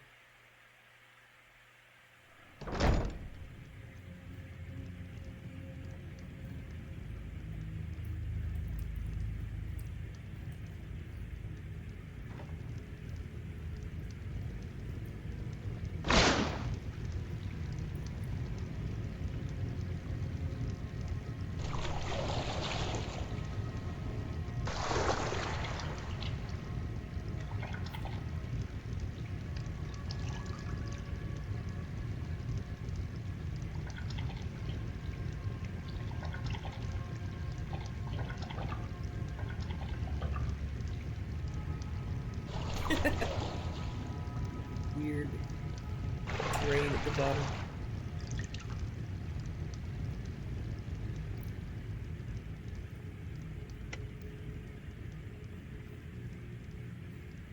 Okay.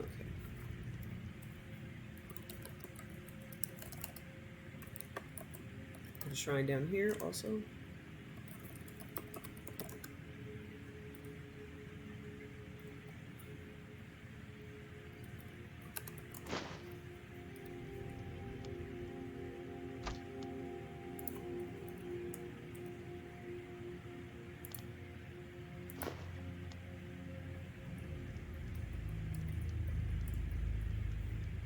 Maybe somewhere else.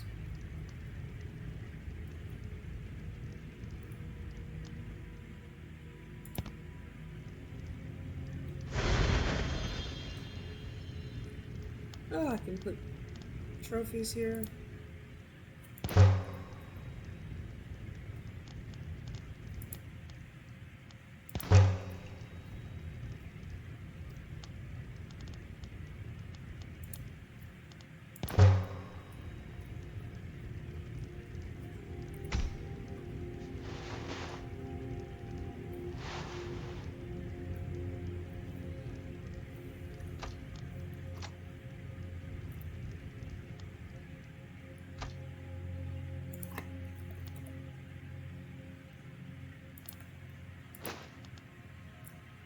Use tools, see if I can get a skill point. No.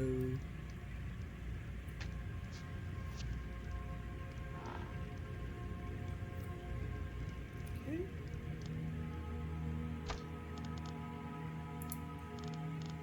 Cake in the Diamond by Athen Wendy. I was in the Rat and Pot, a foreigner, quarter club at Alfroom, talking to my fellow rats when I first saw the woman. Now, Breton women are fairly common at the Rat and the Pot. As a breed, they seem inclined to wander far from their perches in High Rock. Old Breton women, however, are not so migratory, and the wizened old biddy drew attention to herself, wandering about the room, talking to everyone. Nimloth and Odiad were in their usual places, drinking their usual stuff. Odiad was showing off a prize he'd picked up in some illicit manner, a colossal diamond, large as a baby's hand and clear as spring water. I was admiring it when I heard the creaking of old bones behind me. Good day to you, friends, said the old woman. My name is Abel Credit, and I'm in need of financial assistance to facilitate my transportation to Old Redania. You'll want to see the temple for charity, said Nimloth curtly. I'm not looking for charity, said Abel. I'm looking for barter services. Don't make me sick, old woman, laughed Odiad. Did you say your name was Abel Credit? I asked. Are you related to Abel Credit, the High Rock alchemist? Closely related, she said. We are the same person. Perhaps I could prepare you a potion in exchange for gold? I noticed that you have in your possession a very fine diamond. The magical qualities of diamonds are boundless.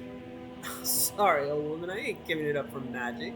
There's trouble enough stealing this one, said Odiad. I've got a fence, we'll trade it for gold. But your fence will demand a certain percentage. Will he, not they. Will they not? What if I could give you a potion of invisibility in exchange? In return for that diamond, you could have the means to steal many more. A very fair exchange of services, I would say. It would be, but I have no gold to give you, said Odiad. I'll take what remains of the diamond after I've made the potion, said Abel. If you took it to the Mages Guild, you'd have to supply all the other ingredients and pay for it as well. But I learned my craft in the wild, where no potion makers existed to dissolve diamonds into dust. When you must do it all by hand, by simple skill, you are blessed with remnants those fool potion makers in the guild simply swallow up. That sounds all very nice, said Nimloth. But how do we know your potion's going to work? If you make one potion, take the rest of Odiad's diamond, and leave. We won't know until you've gone whether the potion works or not. Trust is so rare these days, sighed Abel. I suppose I could make 2 potions for you, and there'd still be a little bit of the diamond left for me. Not a lot, but perhaps enough to get to Aldredania. Then you could try the first potion right here and now and see if you're satisfied or not. But, I interjected, you could make one potion that works and one that doesn't, and take more of the diamond. She could even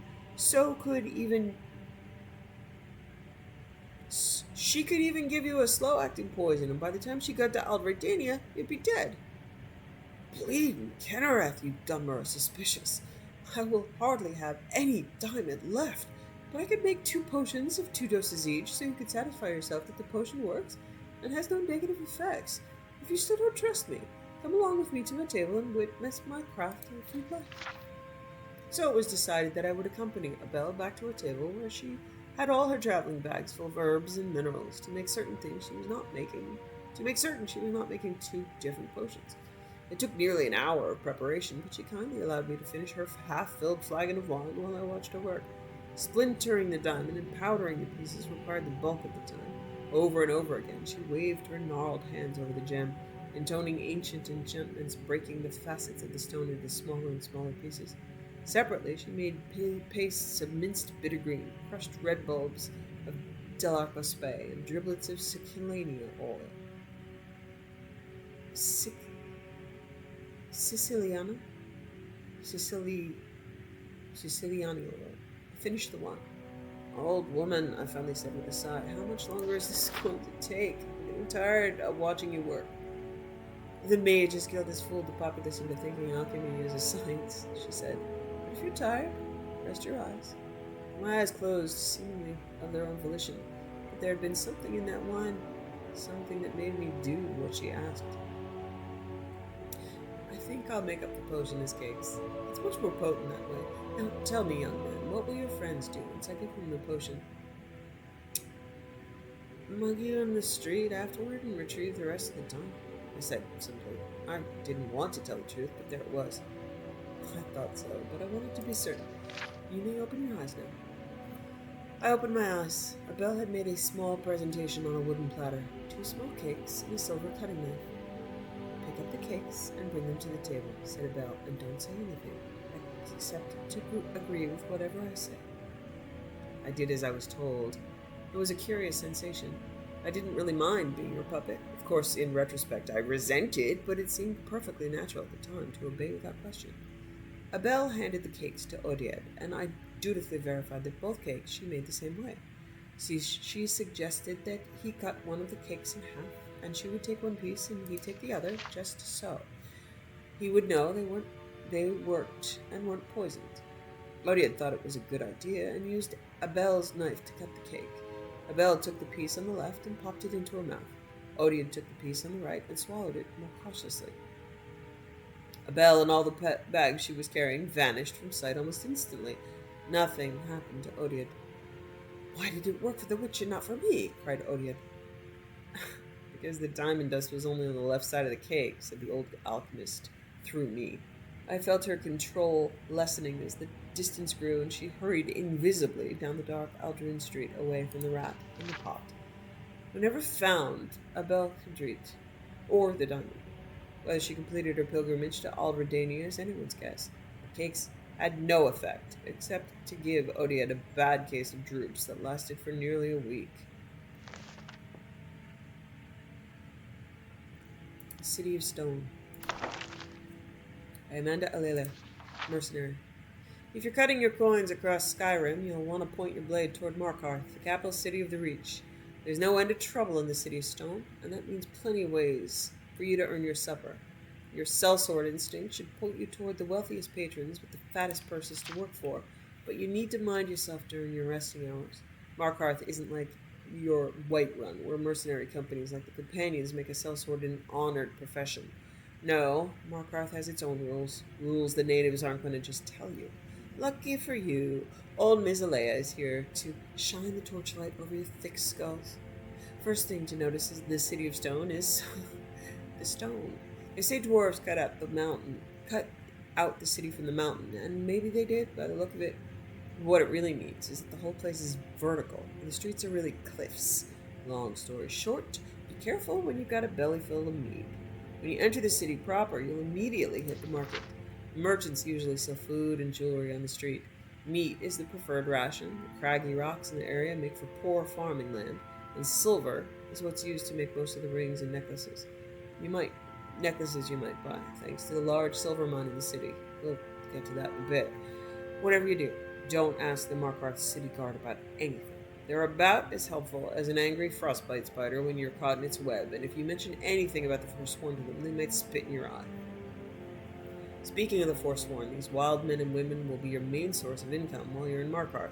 Jarl almost always has a bounty on some Forsworn leader or another, and if you don't mind going blade to axe with someone 2 septums short of a pint of ale, it's steady work. Silverblood Inn is where you want to head in after seeing the market. Drinks are, as usual, watered down and, judging by the metallic taste, with water from the rivers that run through the city's smelter district. What's important here is getting a room to stay in. You won't find any friendly faces to con your way into a cheap place to stay in Markarth. The natives don't trust strangers, so save yourself the trouble and put down your coin to rent a real room.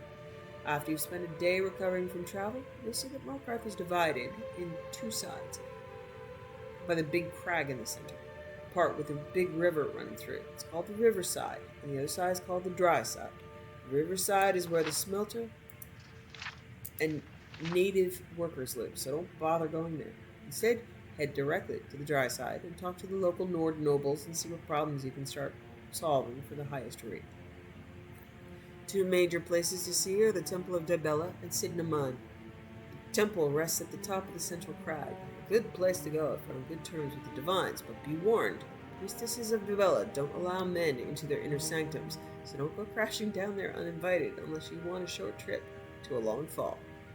Sidnaman is the place where all the silver comes from that I mentioned before. It's also the jail.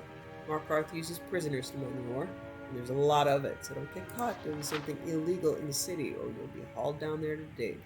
Apparently, the whole place is owned by one of the big families in the city, Silverbloods. Notice the inn is named after them. Always keep your sellsword eye open for hints like that. I tried meeting with the head of the Silverblood family to see if they had to work, but guarding their mine isn't the blood rush I became a mercenary for. Something to keep in mind for yourself if you're thinking of staying a few months. The final place I'll talk about there is Understone Keep, the home of the Jarl in Markarth. It's a fancy palace like any other, assuming your palace is built underground. But what you need to know is the city underneath the keep. That's right, there's another city below Markarth, one of those old dwarven ruins. They sometimes have expeditions in the ruins. It makes for a good job, guarding the scholars and maybe lifting a few stones here and there. If you're lucky, you might come across one of those old dwarven machines and you can bring back a souvenir after you're done breaking it apart. Alright, Ms. Ayala's hand is getting tired, and that means this guide is done. Last piece of advice. Don't cause trouble in Markarth. Don't start fights. Don't stop fights. Don't stick your head anywhere without someone from the city paying you for it. Because believe me, no one in Markarth wants you there. Make your gold, drink your mead, see what's there to see, and move on. Nothing changes in the City of Stone. And that's just fun.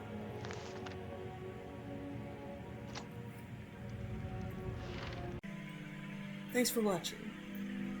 Wishing you found family, creative hobbies, a hot bath after a long day, and food you love as much as Saleya loves apple pies.